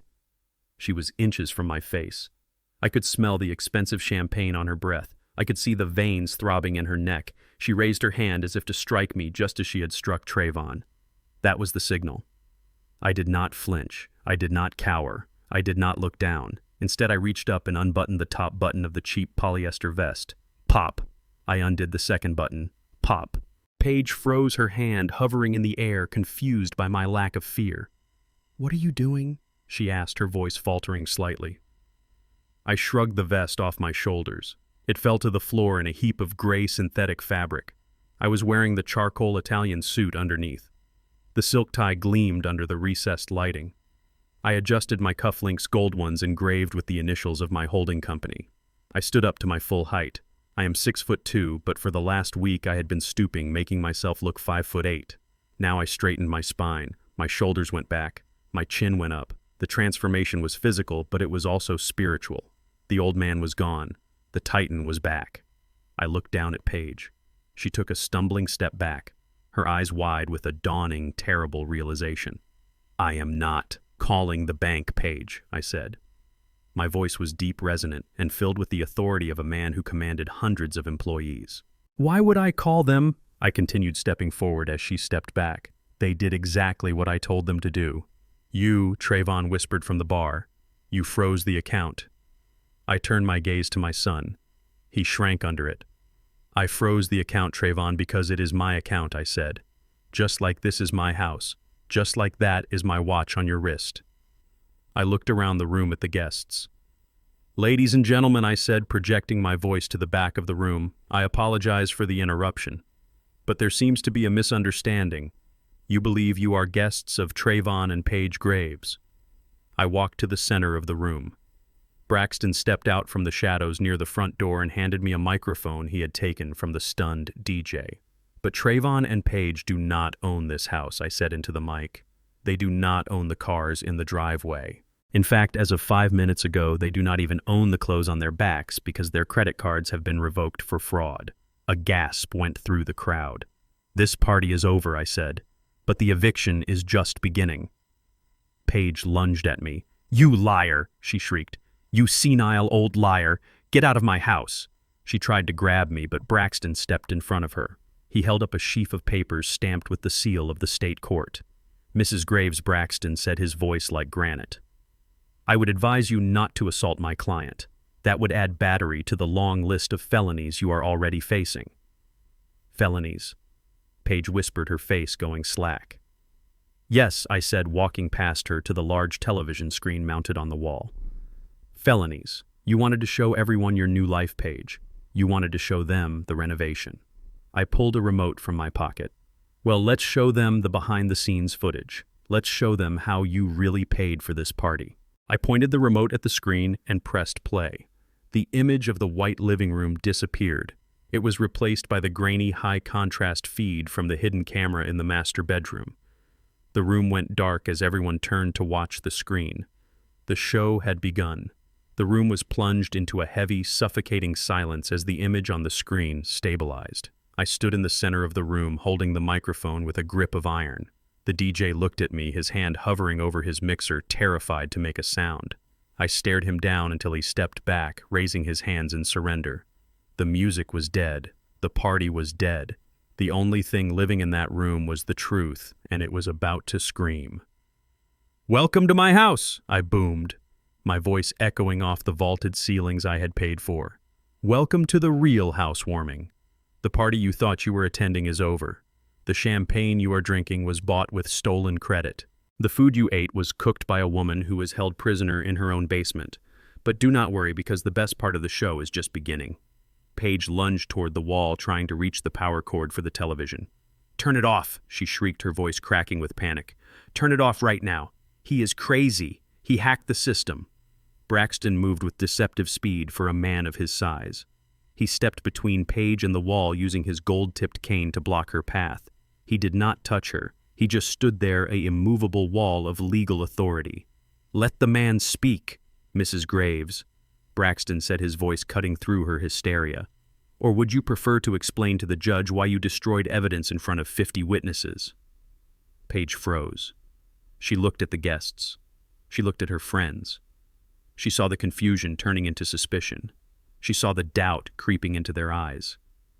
She realized in that moment that making a scene would only make her look guiltier. She backed away, breathing hard, her eyes darting around the room like a trapped animal.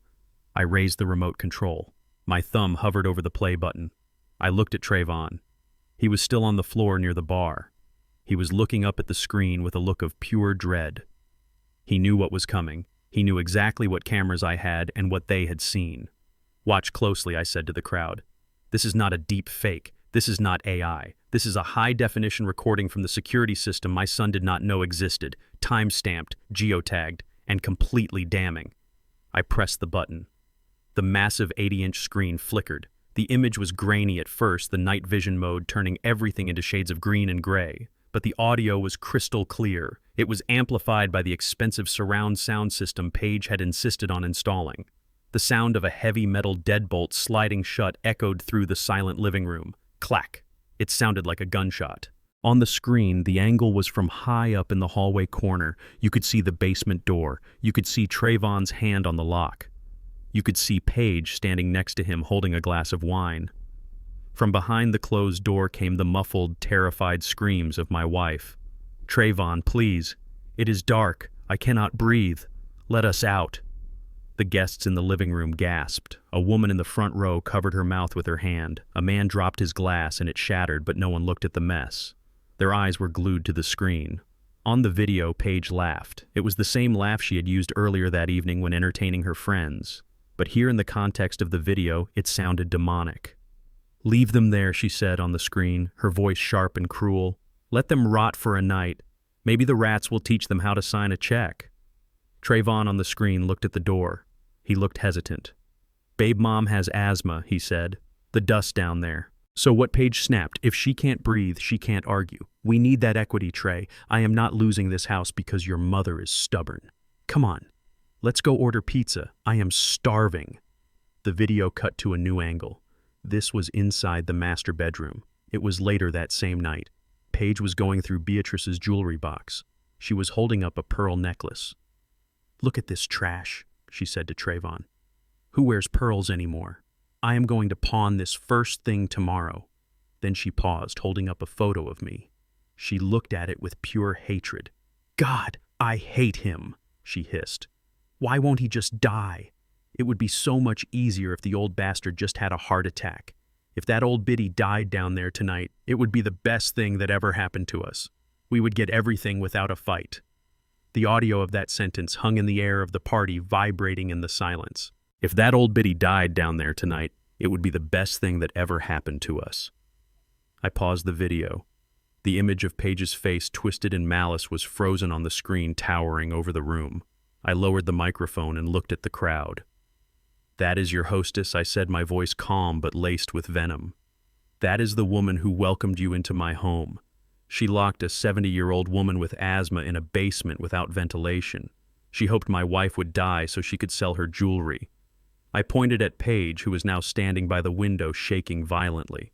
She calls herself a socialite. I call her a predator. The reaction in the room was visceral. It was a physical wave of revulsion. The people who had been drinking her champagne and eating her food suddenly looked like they wanted to be anywhere else. The veneer of polite society cracked and shattered. "Oh my God," a woman whispered loud enough to be heard. "She is a monster." Paige's best friend Tiffany, the one she had been bragging to on the phone, stepped away from her. She looked at Paige with a mixture of horror and disgust. "You told me they were in a retirement home," Tiffany said, her voice trembling. "You told me they were happy. You said you were renovating the house to surprise them." "I lied," Paige screamed, her composure finally snapping. "I had to lie. You do not understand. We needed the money. We needed the money. It was the only defense she had, and it was the worst one she could have chosen."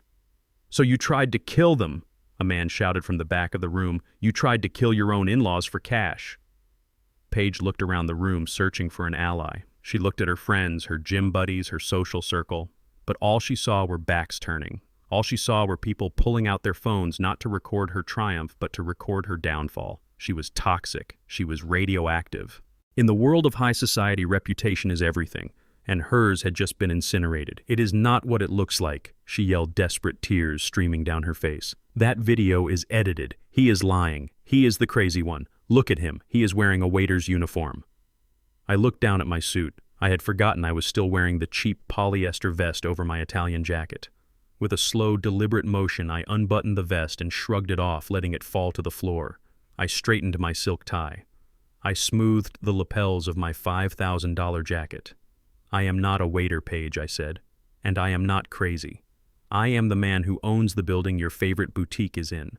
I am the man who holds the mortgage on this house, and I am the man who just exposed you for exactly what you are." I turned to Trayvon. He was still on the floor, his back against the bar. He had his head in his hands, rocking back and forth. He wasn't looking at the screen. He wasn't looking at his wife. He was looking at the abyss. "Trayvon," I said, "stand up." He didn't move. "Stand up," I commanded, my voice booming. He scrambled to his feet, leaning against the bar for support. He looked like a man who had been in a shipwreck. His face was gray. His eyes were hollow. I looked at the guests again. "My son wants to be a big shot," I said. "He wants you to think he is a crypto genius. He wants you to think he is a real estate mogul." I pressed the button on the remote again. The screen changed.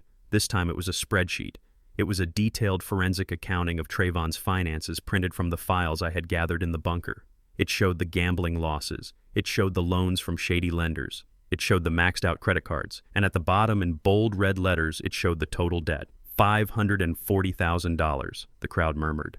They leaned in to read the numbers. "He is broke," I said. "He has been broke for years. He stole from his mother's purse to pay the interest on his gambling debts. He forged my signature to try and sell this house. He is not a businessman. He is a thief." Trayvon let out a sob. "Dad, please stop. Everyone is watching." "Let them watch," I said. "You wanted an audience, son. You wanted to show off. Well, here is your show." I clicked the remote one last time. The screen changed to a series of text messages. These were the messages between Paige and her gym trainer. The messages where she mocked Trayvon. The messages where she called him a loser and a wallet. The messages where she detailed her affair. The room went quiet again, but this time it was a different kind of silence. It was the silence of pity mixed with schadenfreude. "And Trayvon," I said, my voice dropping to a whisper.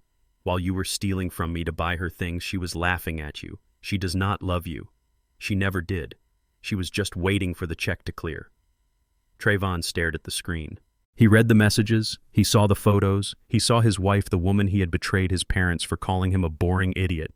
He turned to look at Paige. His face was a mask of betrayal. "You cheated on me," he whispered. Paige didn't deny it. She didn't even look at him. She was looking at the door, calculating her escape route. "You are broke, Trey," she spat. "You are useless. What did you expect?" Trayvon roared. It was a sound of pure anguish. He lunged at her. The guests screamed and scattered. Braxton moved forward, ready to intervene, but before Trayvon could reach her, before the violence could escalate, the front door burst open. "Police! Nobody move! Blue lights flashed through the front windows, casting chaotic shadows across the white walls. 4 officers marched into the room, their hands on their holsters. Behind them walked the chief of police, a man named Miller, who I had played poker with for 20 years. Miller looked at the scene, the broken glass, the screaming guests, the ruined couple. He looked at me and nodded. "Cornelius," he said, "we got your call, and we have the warrants." I lowered the microphone. I looked at my son and his wife, who were now frozen in the center of the room, surrounded by the wreckage of their own lives. "The party is over," I said. "Take out the trash. You think I am just a bricklayer, Paige? You think because I wear work boots and drive a rusted truck that I am nothing but a relic? You stood there in your silk robe and laughed at my hands. You called them rough. You called them dirty. Well, let me tell you something about these hands. These hands did not just lay bricks. They signed checks. They built an empire while you were still learning how to color inside the lines. The room was so quiet you could hear the ice melting in the abandoned drinks." Paige tried to laugh, but it came out as a dry, choking sound. She looked around at her friends, desperate for validation, desperate for someone to tell her that the old man was lying. But nobody looked at her. They were looking at me. They were looking at the man in the $5,000 suit who had just commanded the attention of the entire room. "You are delusional, Cornelius," she spat, her voice trembling with a fear she could not quite suppress. "You are a retired construction worker. We saw your bank statements. We saw your pension. You live on $2,000 a month. Stop embarrassing yourself." I took a step toward her. The crowd parted instantly, giving me a wide berth. I walked with the heavy, inevitable momentum of a wrecking ball. "You saw my checking account, Paige," I said, my voice low and dangerous. "You saw the account I used to buy groceries. You never looked deeper because you are shallow. You see the surface and you think that is the ocean." I pointed to the floor beneath her expensive heels. "You like this house, Paige. You like the location, the historic district, the commercial zoning nearby. Do you know who developed that commercial zoning? Do you know who petitioned the city in 1990 to revitalize this neighborhood?" I did not wait for an answer. I turned to the window and pointed at the skyline visible through the glass. "See that building across the street? The one with the coffee shop you go to every morning, the one where you buy your $7 lattes. I own it. I bought it for pennies in '85 and renovated it myself." I pointed to the right. "See that apartment complex, the red brick one, the one where your friend Tiffany lives?" Tiffany gasped in the background. "I own that too. Every time you visit her, you are walking on my concrete. You are parking in my lot." I turned back to Paige, who was now backing away until she hit the wall. "And the warehouse district downtown. The place where Trayvon wants to open a club. Graves Development owns 3 city blocks down there. Graves Development, Paige. That is me. That is my name on the deeds. That is my name on the permits. I am not a bricklayer. I am the landlord. I am the bank. And you just tried to evict the man who owns the pavement you are standing on." Braxton stepped forward. He opened his leather briefcase with a sharp snap that echoed in the silence. He pulled out a thick stack of documents bound in blue legal covers. He held them up for the room to see. "These are the incorporation papers for Graves Development Holdings." Braxton announced, his voice projecting like a judge delivering a verdict. "Mr. Cornelius Graves is the sole proprietor and CEO. The portfolio includes residential, commercial, and industrial properties valued in excess of $15 million. $15 million. The number hung in the air. Paige's mouth fell open. Her eyes went wide, staring at the papers in Braxton's hand. She looked at me, and for the first time she really saw me. She saw the years of work. She saw the intelligence she had mistaken for senility. And she saw the money she had let slip through her fingers because she was too busy being cruel. "You are rich," she whispered. "You are actually rich." I laughed. It was a cold, hard sound. "I am wealthy, Paige. There is a difference. Rich is loud. Wealth is quiet. And you are neither. You are just broke." Trayvon was standing by the bar staring at me. His face was a mask of shock and betrayal. "Dad," he choked out. "Why? Why didn't you tell me? I could have helped you. We could have run the business together." I looked at my son. I looked at the man who had watched his wife abuse his mother and done nothing. "I didn't tell you because I wanted to see who you were without my money," I said. "And now I know. You are a man who would lock his parents in a dungeon for a quick payout. You are not a partner, Trayvon. You are a liability." Trayvon flinched as if I had hit him. He looked down at his hands, the hands that had signed the fraudulent power of attorney. He looked broken. He looked like a man who had lost everything, but he hadn't lost everything yet. I still had one more card to play, the cruelest card, the card that would leave him with nothing but ash. I walked over to the kitchen counter where the stack of papers I had printed earlier was sitting under the dish towel. The menu. I picked it up. It was heavy. It felt like a weapon. I walked back to the center of the room. Trayvon was looking at me, his eyes pleading for mercy. He thought the worst was over. He thought the humiliation of being broke was the finale. He was wrong. "You are worried about the money, Trayvon," I said, my voice dropping to a conversational tone that was somehow more terrifying than a shout. "You are worried about the debt. You are worried about the house. But you are worrying about the wrong things." I held up the stack of papers. "You did all this for her," I said, pointing at Paige.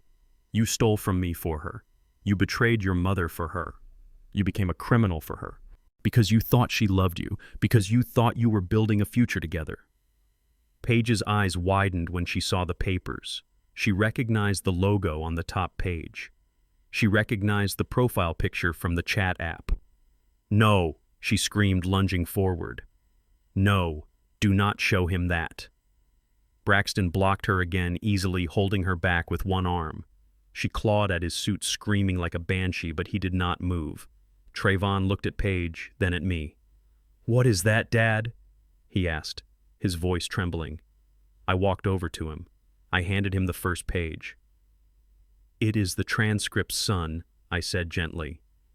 "It is the chat logs from Paige's phone. I cracked the cloud password last night."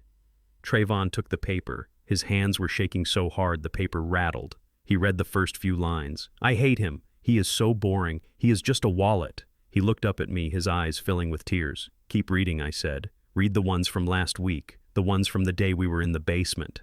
He flipped the page. He read silently, his lips moving slightly. Then he stopped. He stopped breathing. He stared at the paper as if it were burning his hands. "Gym trainer," he whispered. "Brad. Who is Brad Page?" he asked, looking up at his wife. "Who is Brad the trainer?" Paige stopped struggling against Braxton. She stood there, panting, her hair wild, her face flushed. She didn't answer. I threw the rest of the papers into the air. They fluttered down like confetti raining down on the ruins of their marriage. Hundreds of pages of texts, photos, and logs covering the floor. "While you were robbing me to buy her a car, she was sending photos to Brad," I said, my voice cutting through the room. "While you were stressing about the loan sharks, she was laughing at you with him. She called you pathetic Trayvon. She said she was only staying until the inheritance cleared." I pointed to a photo lying on the floor near Trayvon's feet. It was a selfie of Paige and a muscular man in a gym locker room. They were kissing. "She does not love you, son," I said. "She never did. You were just the mark. You were just the bridge to my money. And now that the bridge is burned, she has no use for you." Trayvon dropped the paper he was holding. He looked at Paige. He looked at the woman he had destroyed his soul for. "Is it true?" he asked, his voice barely audible. "Did you sleep with him?" Paige looked at him. The fear in her eyes vanished, replaced by a cold, sneering contempt. She straightened her dress. She lifted her chin. "Yes," she said. "Yes, I slept with him. Because he is a man, Trey. You are just a boy. A boy who is afraid of his daddy." The room gasped. "I stayed with you because I thought you had potential," she continued, her voice rising. "I thought you would get the money, but you failed. You failed at everything. You are broke, you are weak, and you are boring. Brad at least knows how to take what he wants." It was the final straw, the final insult. Trayvon roared. It was a sound of pure animalistic rage, a sound of a man whose entire reality had just shattered. He lunged at her. He moved faster than I thought possible. He scrambled over the fallen papers, kicking aside the evidence of his own cuckoldry. "You witch!" he screamed. "I ruined my life for you." Paige screamed and tried to run, but her heels slipped on the papers. She fell to the floor in a tangle of silk and limbs. Trayvon was on top of her in a second. He wasn't hitting her. He was shaking her, grabbing her shoulders and screaming into her face, spitting his pain and his fury. "I gave you everything," he yelled. "I stole for you. I hurt my mother for you, and you were laughing at me." The guests panicked. They scrambled back, knocking over chairs and tables. Phones were out everywhere, recording the violence, recording the collapse, recording the end of the Graves family dynasty. The flashes of cameras went off like strobes, illuminating the chaotic scene in bursts of white light. "Get him off me!" Paige shrieked, clawing at his face. "Help me! He is crazy!" I watched them. I watched my son and his wife tearing each other apart on the floor of my living room, surrounded by the wreckage of their lies. I did not move to stop them. I did not intervene. This was the consequence. This was the harvest of the seeds they had sown. Let them fight, I thought. Let them feel the pain they tried to inflict on us. Braxton looked at me, his face impassive. "Should we stop this, sir?" he asked quietly. I shook my head. "Not yet," I said. "The police are 2 minutes away. Let the jury see this. Let the world see what greed looks like when it is naked." Trayvon was sobbing now, his rage turning into despair. He let go of Paige and collapsed onto the floor beside her, curling into a ball among the printed text messages. He howled a sound of utter defeat.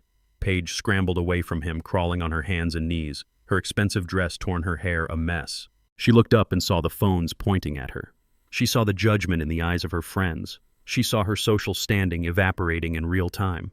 "Stop filming," she screamed, covering her face. "Stop looking at me." But they didn't stop. They kept recording. They kept watching. And in the center of the chaos, I stood still. I adjusted my cuffs. I checked my watch. "Right on time," I whispered as the sirens began to wail outside. The sirens outside did not sound like a rescue. They sounded like a reckoning. The wail of the police cruisers cut through the night air, vibrating the windows of the living room where my family had just destroyed itself. The blue and red lights flashed against the white walls, turning the scene of the fight into a strobe-lit nightmare. The front door, which was still open from the earlier chaos, was filled by the imposing figure of Chief Miller. He was not alone. Behind him stood 4 uniformed officers, their hands resting on their belts, their faces grim. Miller walked into the room with the heavy, measured steps of a man who takes no pleasure in his duty, but will perform it to the letter. He looked at me, gave a slight nod of acknowledgement, and then turned his gaze to the 2 people groveling on the floor. Trayvon Graves and Paige Graves Miller announced, his voice booming over the murmurs of the stunned guests. "Get on your feet, now!" Trayvon scrambled up, wiping snot and tears from his face. He looked at Miller, recognition dawning in his panic-stricken eyes. "Mr. Miller," Trayvon stammered. "I mean, Chief, thank God. You have to help me. She attacked me. She is crazy."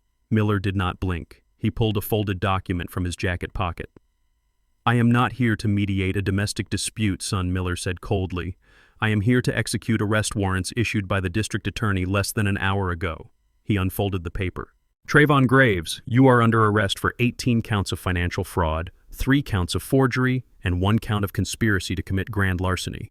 We have evidence that you forged your father's signature on loan documents totaling over $500,000. We also have evidence that you engaged in illegal lending practices with known criminal elements." Trayvon's knees buckled. He grabbed the edge of the bar to hold himself up. "But I didn't do that," he whined. "I mean, I borrowed money, but I was going to pay it back. It was an investment." Miller ignored him and turned to Paige. She was standing up now, trying to smooth her torn dress, trying to regain some shred of her haughty dignity. She looked at Miller with a sneer. "And what are you going to arrest me for?" she spat. "Being married to a loser? That is not a crime." Miller looked at her with a disgust he didn't try to hide. "Paige Graves, you are under arrest for the false imprisonment of Cornelius and Beatrice Graves. You are also charged with 2 counts of elder abuse and conspiracy to commit extortion. We have video evidence of you locking them in a basement without food, water, or medical supplies for the purpose of coercing a signature on a legal document." The color drained from Paige's face so fast she looked like a marble statue. "Video evidence," she whispered. "That is right," Miller said. "Your father-in-law has a very sophisticated security system, and you starred in every frame. Officers cuffed them. The uniformed officers moved in. The sound of the handcuffs ratcheting shut was sharp and final. Click, click. That sound triggered something in Paige. The reality of the situation crashed down on her. The prison time, the loss of status, the end of her life as she knew it. She looked at the handcuffs on her wrists, and then she looked at Trayvon. It was his idea. She screamed, her voice shrill and piercing. She lunged toward Miller, straining against the officer holding her arm. "I am a victim here," she yelled. "Trayvon forced me. He said we needed the money. He said his parents were senile. He told me to lock the door. I wanted to let them out. I swear I wanted to let them out. You are a liar, Trayvon shouted back, his face twisting with betrayal. You told me to leave them there. You said they would sign faster if they were thirsty. You called them rats. I did not. Paige shrieked. You are the one with the gambling debt. You are the one who owes the sharks. I was just trying to save our family from your mistakes. She turned to the crowd of guests who were still watching, phone cameras rolling.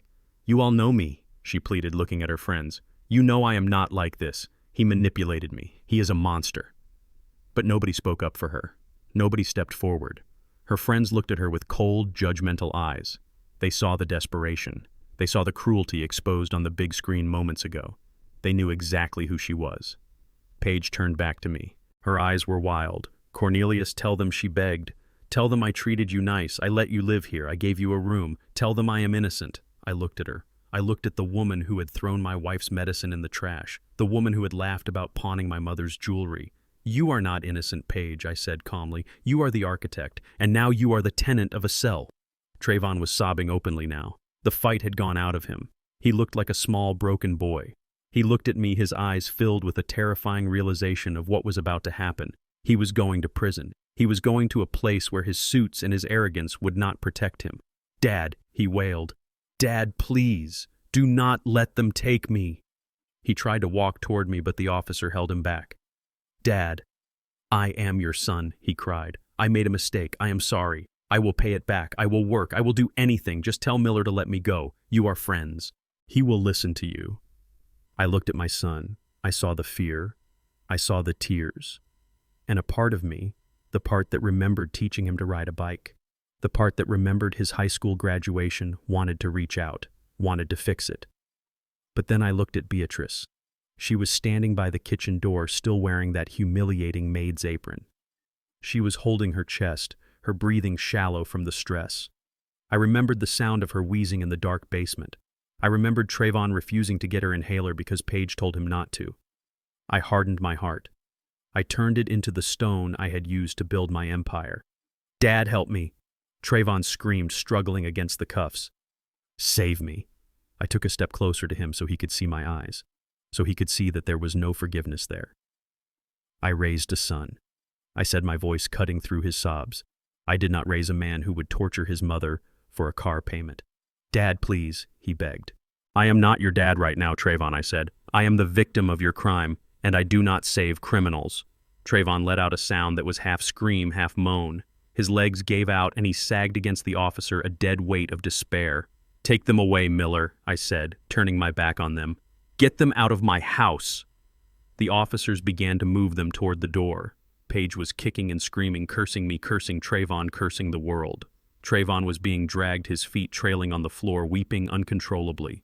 The path to the front door was lined with the guests, the people they had tried so hard to impress, the people whose approval they had craved more than their parents' love. As they were dragged past, the guests did not look away. They held up their phones. They live-streamed the exit. Flashlights blinded them.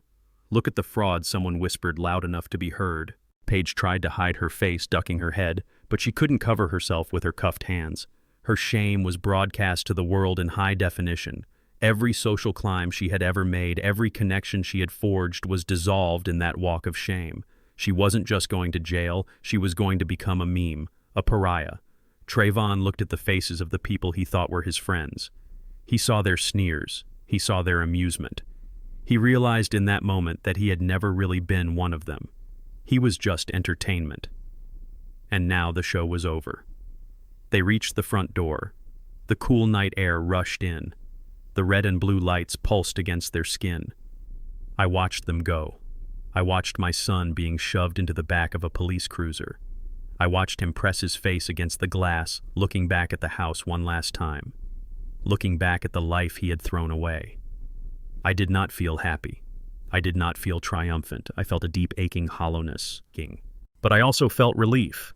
The cancer was gone. The threat was removed. Miller stopped at the door before following his officers. He looked back at me. I will call you in the morning, Cornelius, he said. We will need official statements.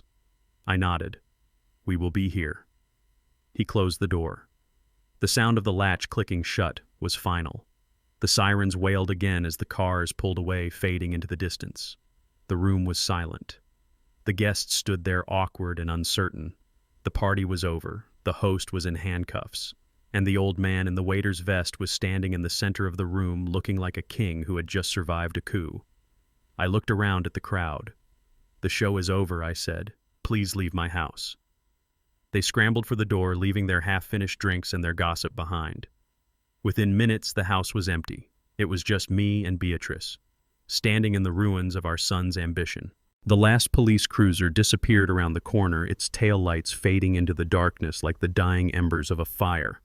The sirens, which had been the soundtrack of our family's destruction, drifted away, leaving behind a silence so profound it felt heavy. The front door was still open, letting in the cool night air that smelled of rain and exhaust fumes. I walked over and closed it. The latch clicked shut with a finality that echoed through the empty house. I turned around and looked at the living room. It was a disaster zone. The white rug Paige had been so proud of was stained with red wine and footprints. The crystal chandelier she had forced me to carry hung above the wreckage like a tombstone. Empty champagne glasses littered the tables. The printed transcripts of her infidelity and Trayvon's fraud were scattered across the floor like fallen leaves. Beatrice was standing by the kitchen island. She was still wearing the maid's uniform Paige had forced her into. Her hands were resting on the cold marble counter and her shoulders were slumped. She looked small in the middle of the chaos. She looked like a survivor of a natural disaster surveying the ruins of her life. I walked over to her. The sound of my Italian leather shoes on the hardwood floor was sharp and rhythmic.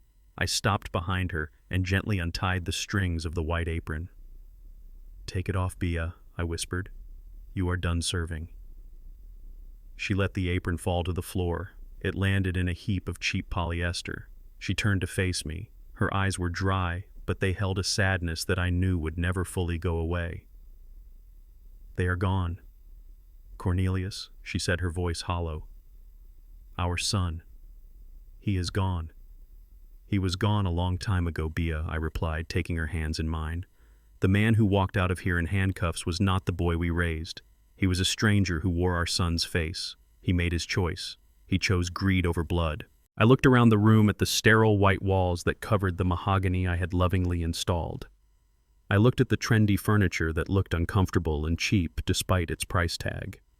"This house," I said, looking at the ceiling. "It feels different now. It feels cold." "It is not our home anymore," Beatrice said, shaking her head. "They took the soul out of it when they painted over the wood. They poisoned the air with their lies. I do not want to live here, Cornelius. I cannot sleep in a room where my son planned to kill me. We won't, I promised. We will not spend another night under this roof. We have the hotel. We have the means. We can go anywhere we want." "But first," I said, releasing her hands, "there is one thing we need to do. We need to reclaim this space. Just for a moment. We need to wash the taste of their hatred out of our mouths."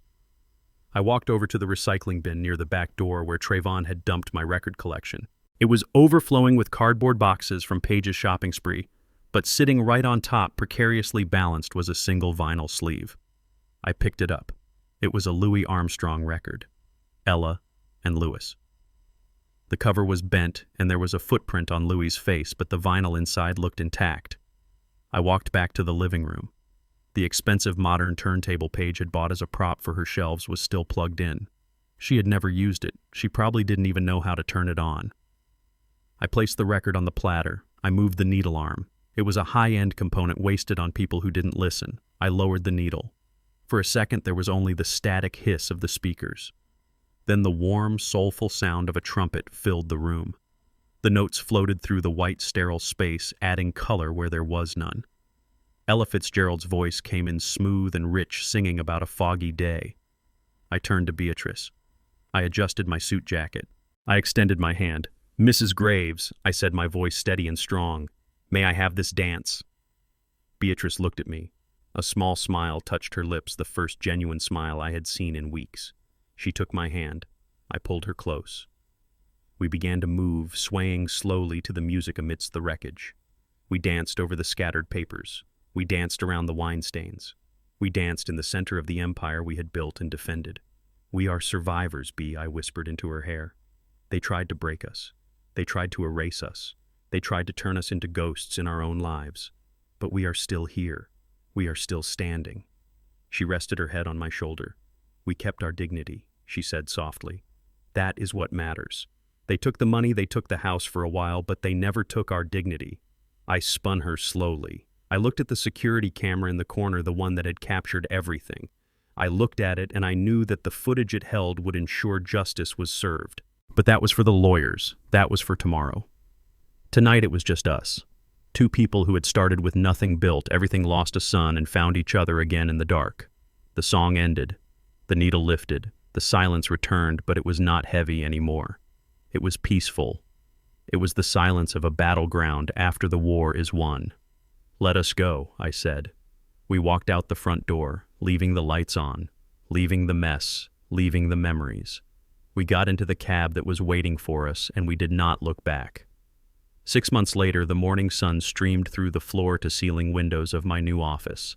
It was located on the top floor of the building I owned across from the coffee shop where Paige used to buy her $7 lattes. The view was spectacular. I could see the whole city, including the rooftop of the courthouse where Trayvon had been sentenced. I sat behind a large desk made of reclaimed mahogany. It was the first thing I bought for the new space. It reminded me of what matters: wood, stone, foundation. Braxton sat across from me holding a file. "The sale of the house closed this morning, sir," he said. "The developers are going to tear it down. They are putting up 2 modern duplexes." "Good," I said, signing a document. "Let them tear it down. The foundation was strong, but the structure was rot. It is better to start fresh." "And the proceeds?" Braxton asked. "Transfer it all to the initiative," I said. "Every cent." The Graves Initiative for Elder Protection was already up and running.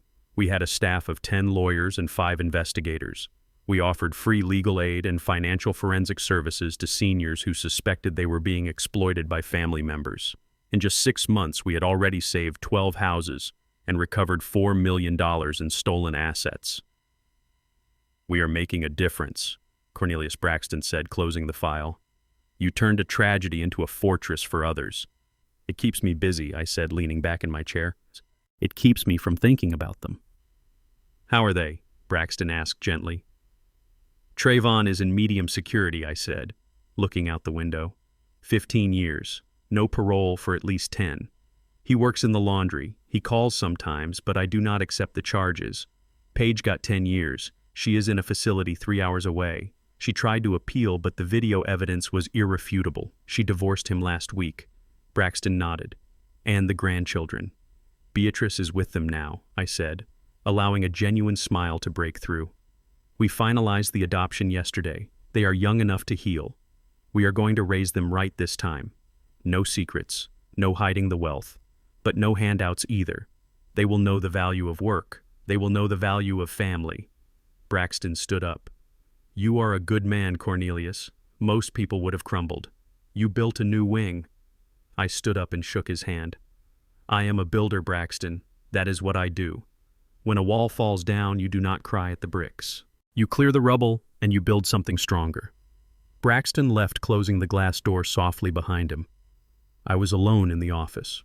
It was quiet. I opened the bottom drawer of my desk. In the back, under a stack of files, was a small silver picture frame. It was a photo of Trayvon when he was 5 years old. He was sitting on my shoulders laughing, his hands gripping my hair. He looked so happy. He looked so innocent. I looked at the photo for a long time. I traced the face of the boy who no longer existed, the boy who had died long before the man went to prison. I did not cry. I had shed all my tears in that basement. "Goodbye, son," I whispered. I placed the photo face down in the drawer. I pushed the drawer shut. I took a small brass key from my pocket, inserted it into the lock, and turned it. Click. I put the key in my pocket. I would not open that drawer again. I stood up and walked to the window. Down on the street, I could see Beatrice walking with the 2 children. They were holding hands, skipping. They looked happy.